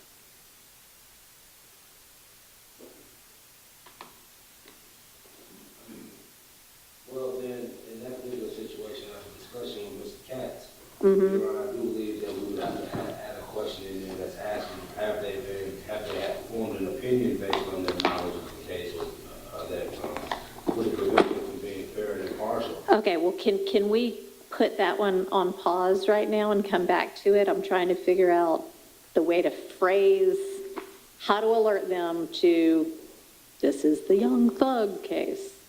Well, my question is, why do we have to alert them? Because you may not want to know, but the other attorneys want to know if potential jurors followed that case.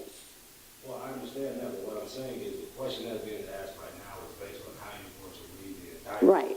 Well, no, I'm sorry. This is not how I'm going to read the indictment. This is, hey, jurors, how are you? Here's what you're about to do, and here's some little bit of information, like the presumption of innocence, blah, blah, blah. Not going to read the whole indictment to you, but I'm going to tell you it's about this broadly. Just for clarification, I'm not assuming that the statement you're referring to will be made prior to me filling out this. Yes. And that's how they'll know how to answer the question. Yeah, I've heard about this case. Yes, I followed it intensely, or no, I don't know what you're talking about.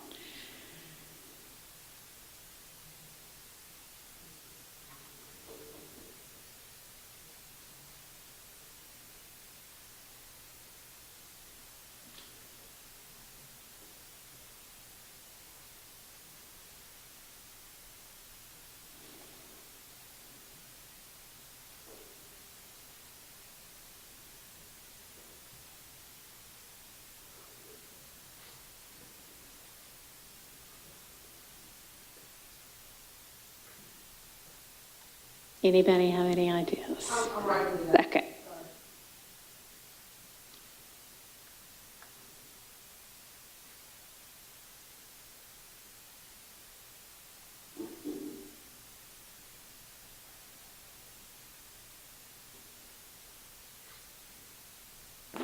And honestly, it doesn't have to be here if we want to, if it's more appropriate when we say these events were alleged to have occurred between this date and that date. Maybe we can put something about Mr. Williams in there. I don't know.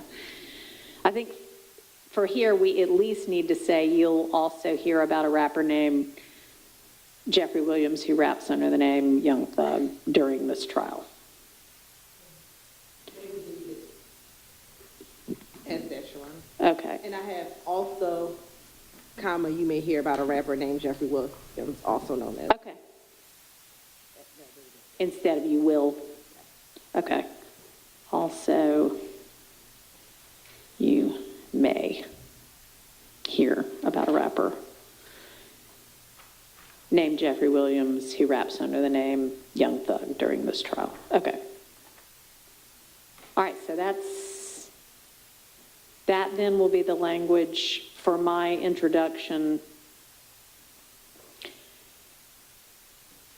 So for clarity's sake, once I do that, we're not going to read the full indictment before we ask them to fill out.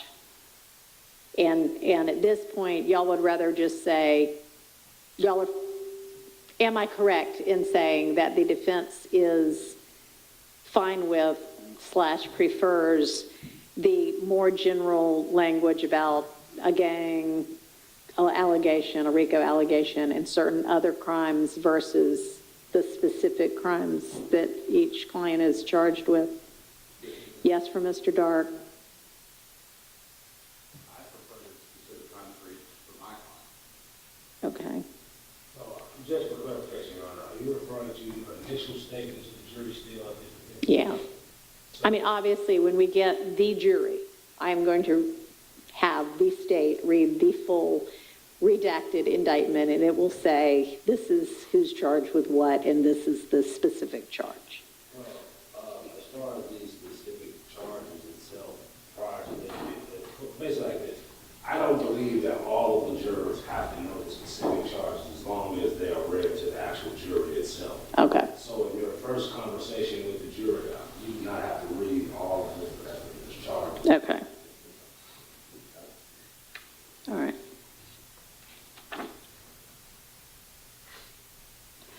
All right, so do you want me saying Mr. Garlington is also charged with attempted murder, possession, or participation, 2 counts of participation in street gang activity, murder, 2 more counts of possession? Well, it wouldn't be. I will already have said gang. So do you want me to go into those kind of specifics? No, that's fine. That's Okay. Hey, Your Honor. Yes. With regards to the jurors that we bring in, I'm just as far, how are they, are we going to be doing this upstairs? No, you must not have heard me say that at the beginning. We can't do it upstairs. So we're going to be doing it here, and it's going to be Monday, Tuesday, Wednesday, Thursday. We'll have 55 jurors in here.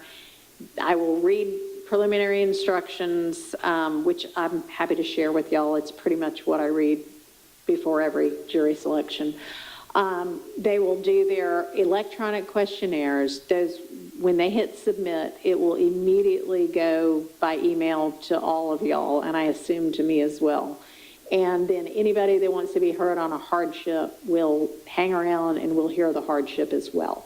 I guess my question is, during that process, will you identify the defendants to the jurors? I mean, if you want me to. Okay, I don't.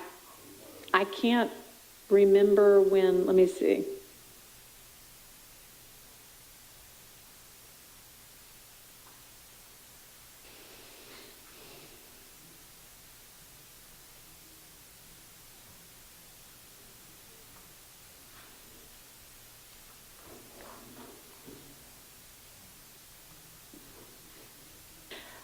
I wasn't planning to, nor does it look like that.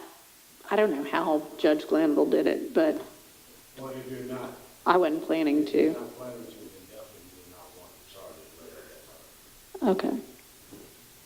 Just so I understand, each day that you do 55 jurors, they are each coming in that day filling out the form for the first time. Yeah. So you got to take that time each day.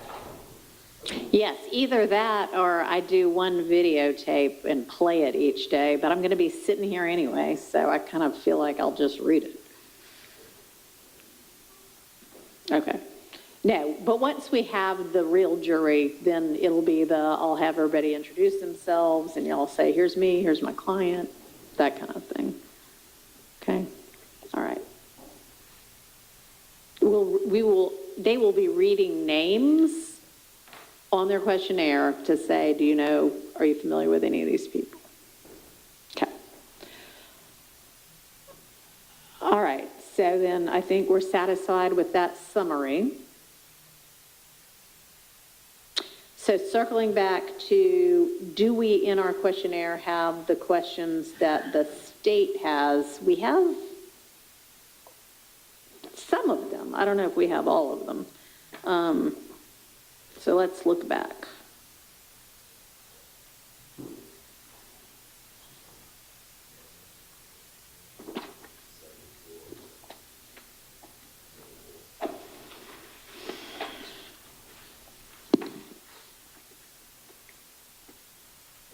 Mm-hmm. 74 and 75. Okay. All right. Yeah, so we do have, 74, we're going to change the other, or just to add also. yeah, attended court proceedings, yeah. It says, please withdraw, but we don't, as you, this form you're giving me about the initial reading of the indictment, 4 and 5 are not in the questions. No, those are in the, it will say that the very first thing I'm going to say is, you know, you're potentially going to be considering the case of the state versus these 3 defendants, and I'll read out their names. And then we're going to ask the statutory questions. And to me, the statutory question, have you for any reason formed and expressed any opinion with regard to the guilt or innocence of, and I'm going to say any of the accused? I understand that, but sometimes jurors either don't understand or they don't know what exactly we're talking about. So we then come to pages, come up with number 75 or 76 or 74. Uh-huh. Well, you actually attended it, you still say that you don't have an opinion. And I still think it needs to be passed. Okay, so you just tell me what you're suggesting and where. Have you formed an opinion about this case? Have you formed an opinion about the innocence or defense of the defendant, of the innocence or guilt of the defendants in this case? And I take those 2 questions and put them probably at 70, make them 78 and 79. Before 78 and 79 or after? Okay. So, If I may add, I believe what Mr. Katz is attempting to accomplish, put it in the questionnaire to find out if what the individuals have found out about this case specifically has caused them to form an opinion or be impartial based on what they know specifically about the case from the sources that are. right. Okay, so after question 77, add, have you formed an opinion about this case? Isn't that a little odd here for us? I mean, we're gonna, if they answer yes to that question, we're still gonna question them and ask them the same thing, how, why. But, Well, we've offered them more additional information. How did you learn about the case, or what do you know about the case, or did you attend the case? And therefore, after that, then ask that question again. And then also it's somewhat strange by the voir dire process, because if we find out that they have some kind of opinion at this particular point, that may, their opinion that they express on this paper may disqualify them, so we don't have to ask them some further questions, or the attorneys may have different questions that may be asked on this subject that are not answered, so it may assist us in streamlining the voir dire process. Okay, so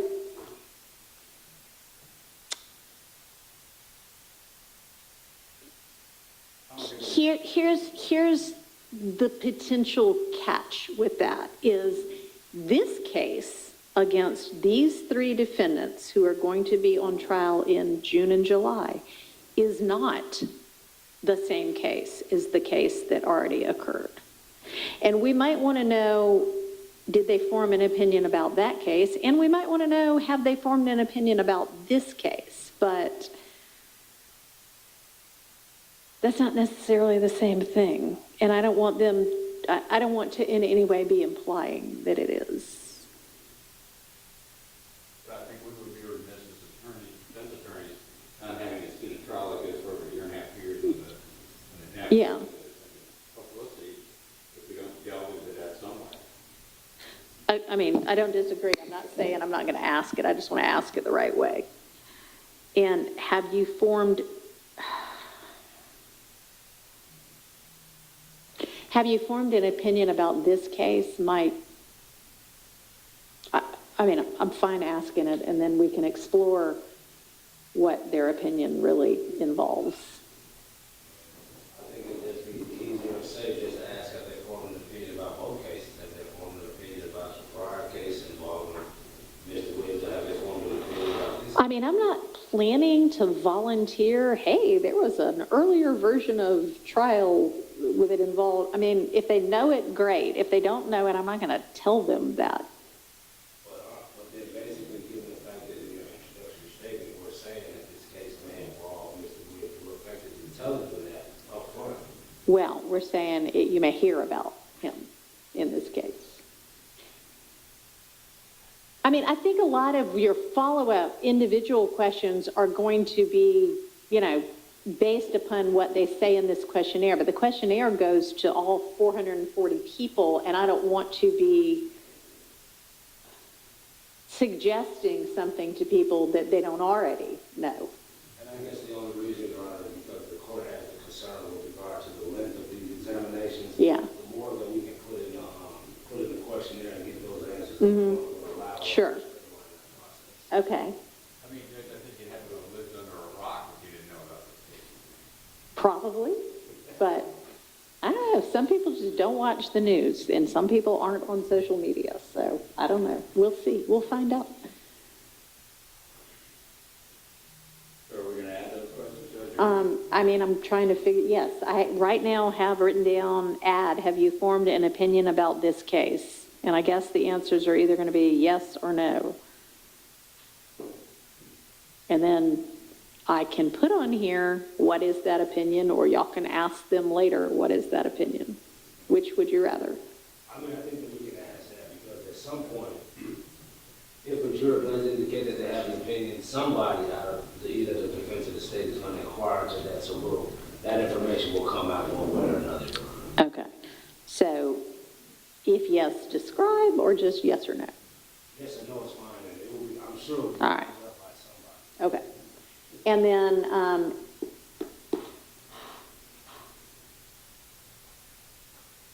I think, have you formed an opinion about this case? Y'all will be able to launch into and figure out, does that include, have you formed an opinion about any of the defendants in this case? Or that's what I was going to put up as a follow-up question here, or we can do it. You want it as a question on the questionnaire? As I stated, Your Honor, the more we can get on the questionnaire will assist us in streamlining our follow-up questions. But if you feel that the questionnaire has become too voluminous. No, I mean, one more question's not going to make or break it. Do y'all want it? Yes, okay.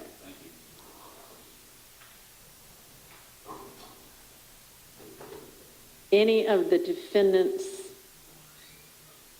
it's written as related to this case, in this case, right?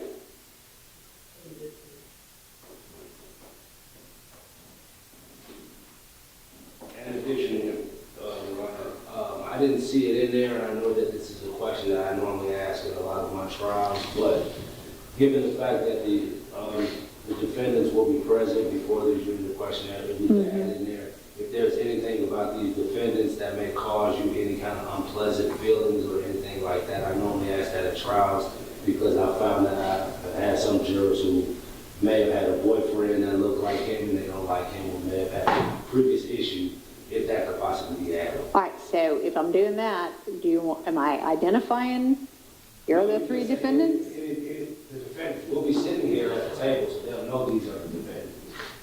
I mean, Maybe they'll think you're the defendant. I would hope so. I mean, if I'm not saying, I'm just saying, here are the parties, basically. Okay, well, you can say the parties. Okay. Yes. Later, yeah. Does the defendant resemble or remind you of anyone? No, so, okay. The questionnaire is kind of supposed to be that yes/no voir dire part. That's what I was confused about. Yeah. Short questionnaire from the state, because in the previous cases that I've done, like the Matter case, that was the questionnaire we did to take their general knowledge about the case, and then we did normal voir dire as we normally would with everybody, instead pages long, they have to fill out, you know, it takes, while here said you get to know the jurors, so you're taking away everyone's ability to get to know the jurors because they just filled it all out on a sheet of paper. I'm happy to not do the electronic questionnaire, but if we're going to do a questionnaire, it's going to be electronic. So I'm happy to not do a questionnaire. I was just curious if the questionnaire was taking the place of water. It is, I think, designed to take the place of the initial part of voir dire that is to the whole, whatever it's called, veneer. All of the yes/no questions. It's not designed to take the place of individual follow-up. So it's general, like general voir dire, the questions. Yeah. So with that knowledge, if there are some questions we need to add, then there are some questions we need to add. It sounds like one of them might be, here are the parties in the case. Here are the parties and the attorneys in the case. Anybody just really get under your skin? I won't say it that way, but, you know.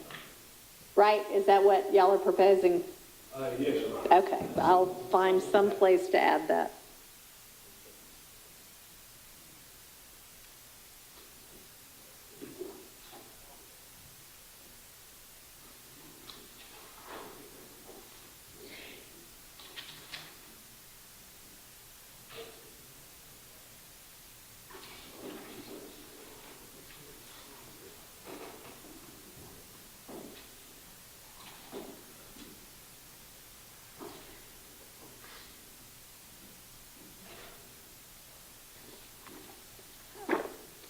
All right. Anything else we need to add to the questionnaire? Okay. All right.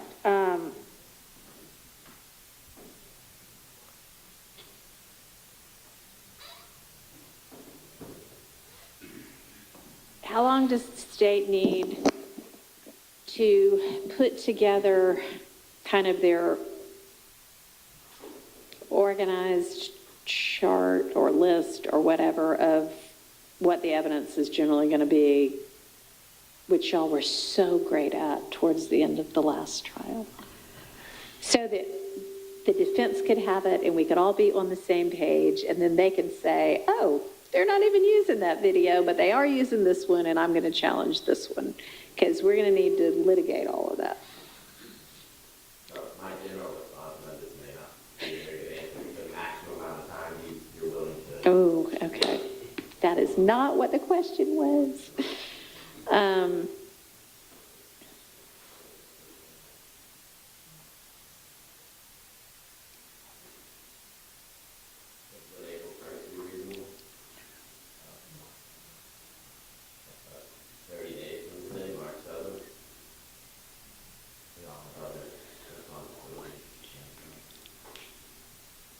March 3rd. Because then they've got to file their motions in limine. Okay, the state will have its beautifully organized and detailed list of its evidence by March 3rd, by noon, March 3rd, filed.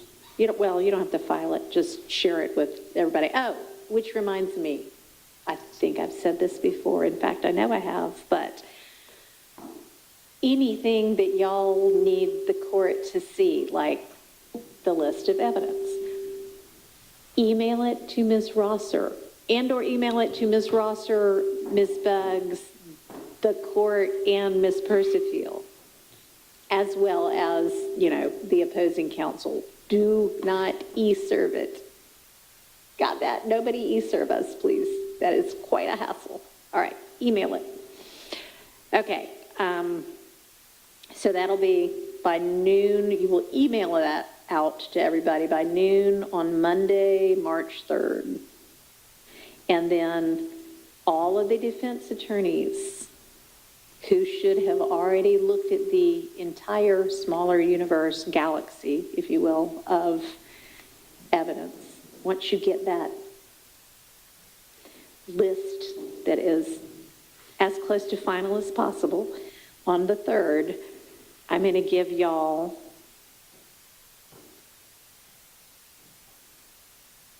until the 17th to file, these will be filed, all of your motions in limine that are specific, that say I'm challenging item number, whatever it is on their list, and here's why. And then we'll litigate it. Okay. And to the extent that all of y'all can get together behind the scenes before time to litigate in court, I'm going to actually set the court date to give y'all time after y'all's motions in limine have been filed for the state to take a look and go, oh yeah, that makes sense, or oh, we can do without that, or we can compromise on this, or I wonder what they mean, let me find out, and then sort it out behind the scenes cooperatively. Y'all do that, okay? It'll be much smoother for everybody. Sorry, so evidence-specific motions in limine by noon, filed by noon, March 17th, emailed to the court in addition. And then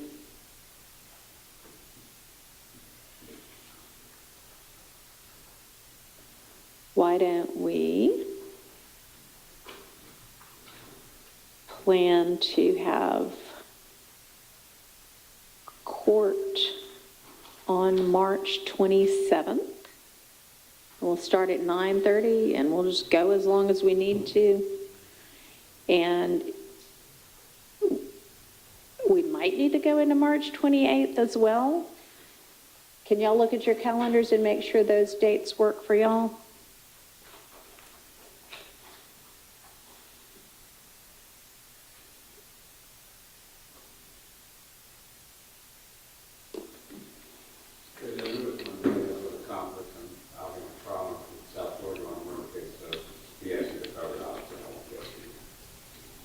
Okay, thank you. March 27th is Thursday and Friday. Mm-hmm. Those are good? Okay. Mr. Johnson, how about you? All right, y'all go ahead and block those out on your calendars. And then if y'all can resolve everything beforehand, we won't need to have those, but you probably won't be able to resolve everything, but you may be able to resolve some things. Okay. And then we'll go from there. Does that sound good? All right, anything else we need to think about right now? Judge, I just wanted to add something. I Uh-huh. know we already denied the motion in the media to the videos. Uh-huh. I just wanted to add another point to that. Okay. I'm ready. Well, I understand and I appreciate the state's position that Baker did not involve a RICO in the gang case. It's still one of the main things they focused on was, it seemed the state, by using these rap lyrics and these videos, was to show that these kind of people that do lyrics, that do raps, have a propensity to commit crimes. And that's one thing the Supreme Court focused on. And I would take the position that is another reason why we would ask that the court reconsider its position in denying that motion. All right, thank you.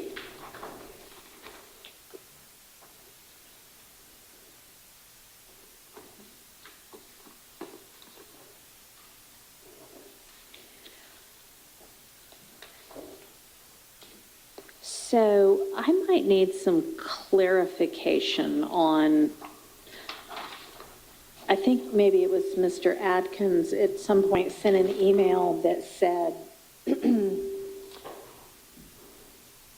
aren't overt acts anymore, but there's still going to be evidence presented of them. And is that going to be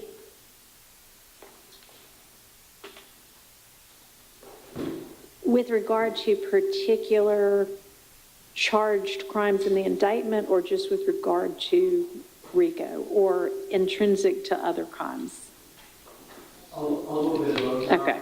To be honest with the court, in terms of some of the street gang charge counts and the count 1 RICO, like, evidence typically will go to both because they're Okay. part and parcel of the same, other than the different elements in this case. But that's why that last page of the chart, we wanted to identify, for clarity's sake, for all the court and defense counsel, which overt acts the state intends to introduce in the trial, even though they won't be on the redacted indictment. All right.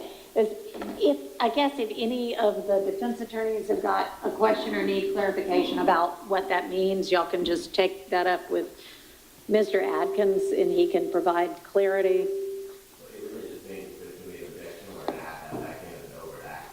That's what it means. Okay. We just want to be straightforward. Okay. Okay. So that entire 4th page then, those are not listed in the redacted indictment anymore, but y'all will be introducing evidence of them. And I assume the evidence will largely be what's in the 4th column? Correct, Your Honor. Okay. And in fact, all of these on this chart, they almost are the evidence. Like Okay. either a video, a post, or a picture. Okay. Now, Go ahead. there may be 1 or 2 that involves testimony. Okay. But like number 112, there's an actual, they're all social media posts or videos. So, yes, Your Honor. All right. Okay, so then y'all, defense, need to take a hard look at page 4 of the chart, and if there's going to be any kind of a motion in limine you want to bring because you think, well, that is in no way even relevant anymore, or that is insanely prejudicial, then I need to have that specified so that we can litigate it.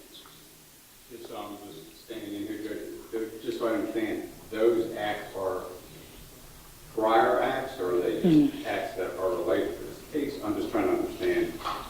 Are we talking similar transactions? So they're going to be, well, I think they're purported to be intrinsic, right? What specifically? Just this grouping of the overt acts. So, yes, Your Honor. It was, for example, like some of these are photographs of what the state would, or, gang identifiers or evidence of association with different members that are together. Any number of things that, these are all in the indictment, so it's clear like the date, time, and so it's kind of hard to answer how all 22 of these on page 4, they pertain to a plethora of different items in the case. In terms of street gang elements, RICO elements, there's a number of purposes. Evidence can be relevant for multiple purposes. So they're not, and then there's a couple on here as I emailed to the court and counsel in terms of the shootings of Ms. Frida Reed's home, the traffic stop near Trestle Tree after the fight at Magic City. Right. And there's one other one I'm missing off the top of my head. But other than those acts, which the state is articulating as intrinsic,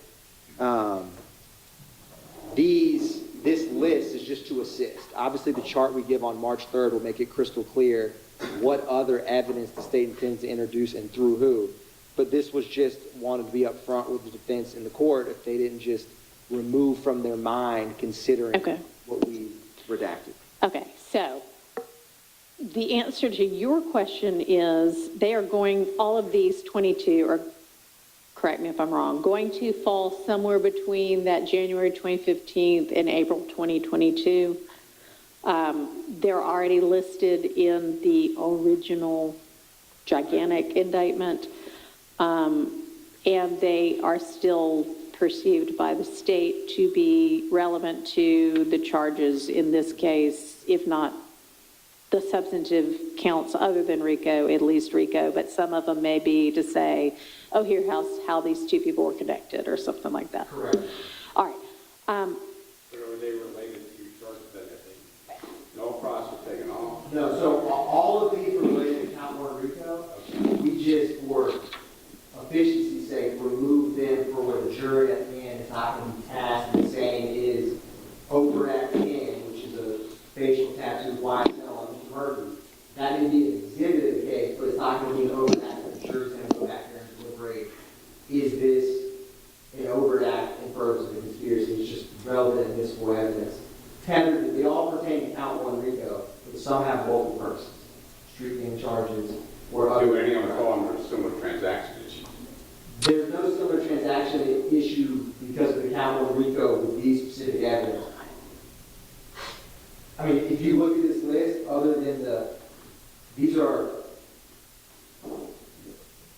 I guess I'm a little confused. Well, like you mentioned and like I said, I apologize, I'm not as familiar with this case. One, you said there was one act where somebody shot somebody's house up. Correct. So is that particular victim listed as a victim in a count in this case? So, no, to answer your question, well, Yes. but in a different, You see what I'm getting at? I'm just trying to understand. Ms. Reed herself was not listed in the indictment, but that retaliatory shooting, there was an email that listed that, is intrinsic to this case. I can talk more with you all. It's, yeah, I think it's, what he's, I think, asking is it intrinsic to a substantive charge against one of these defendants? Is that what you're asking? And count one RICO. Yeah, other than the count one RICO, like, is it any of the non-number one RICO charges that any of these defendants faces, is it intrinsic to one of those counts? Is that what you're asking?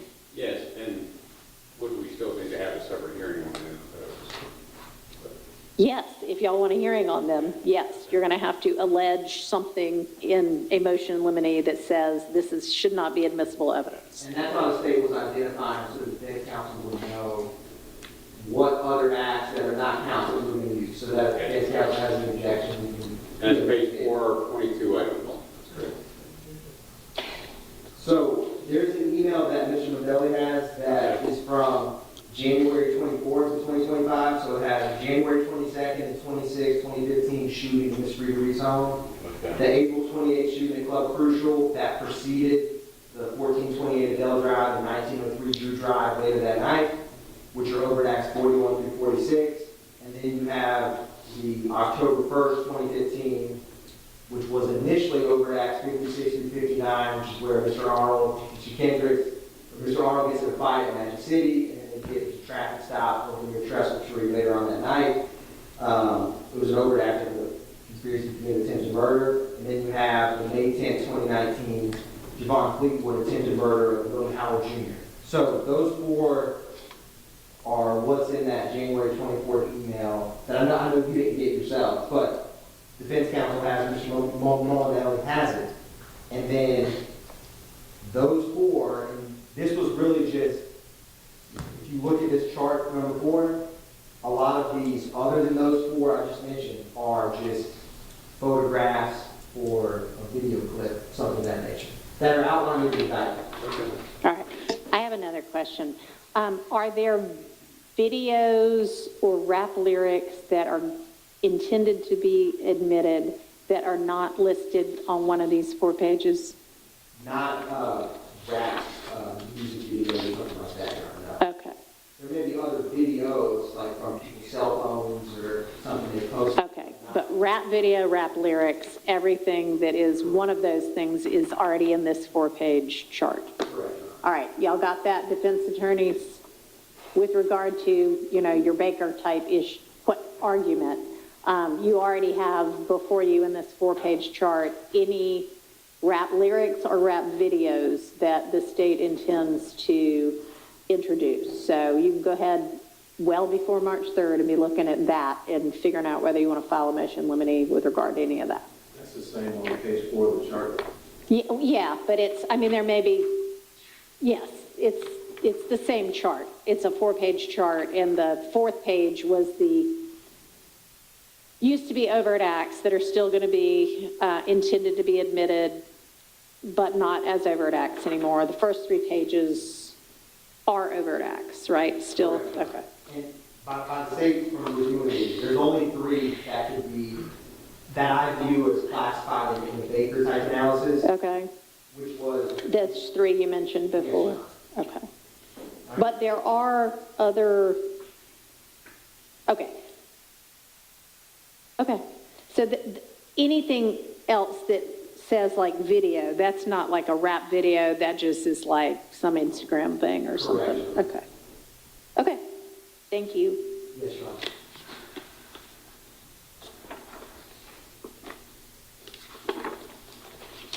All right, I appreciate everybody's time. Is there anything else anybody thinks we should be discussing right now? Your Honor, I just wanted to put on the record, just ask that, of course, our clients remain here and not be sent anywhere else, so that we'll have time to confer with them. My client specifically was concerned about being sent back to DOC. Okay, I don't know the answer. Ms. Rosser. They will only send them back if we request them to be sent back. All right, well, then we will, does everybody want their clients to stay? Okay, then we will not request that they be sent back, and so they will stay.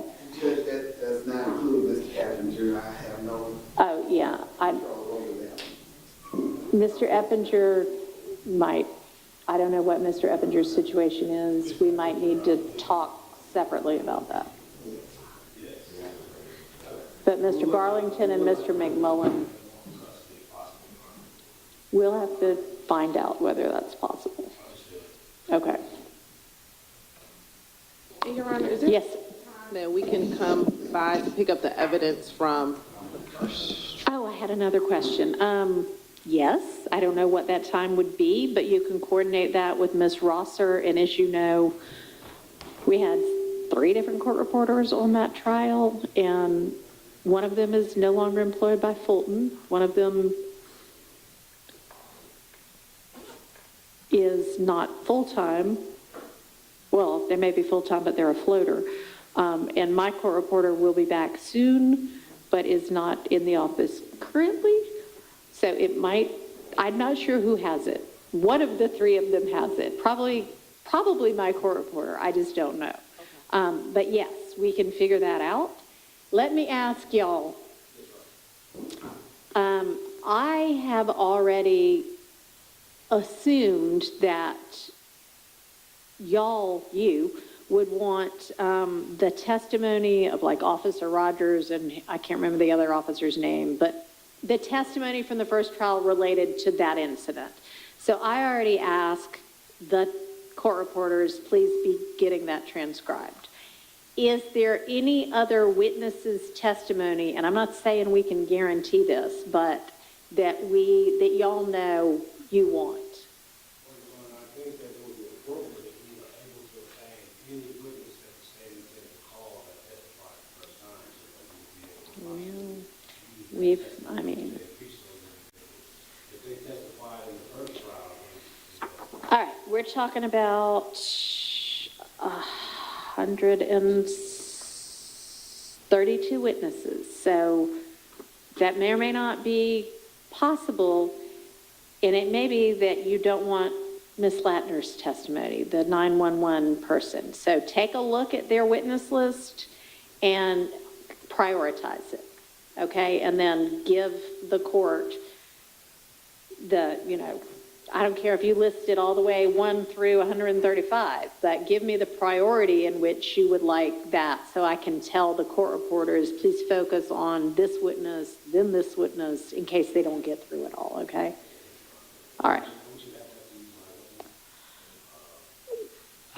I mean, honestly, they're still working on that Officer Rogers testimony, the people around that right now, so they haven't even moved on past that. Can you have it to me in the next 10 days? Okay. Yeah, could we just, we don't need nearly as many, we just have 4 people. Yeah, just, if you want to go ahead and send me that list, go ahead and do it. We'll send it to them. Okay.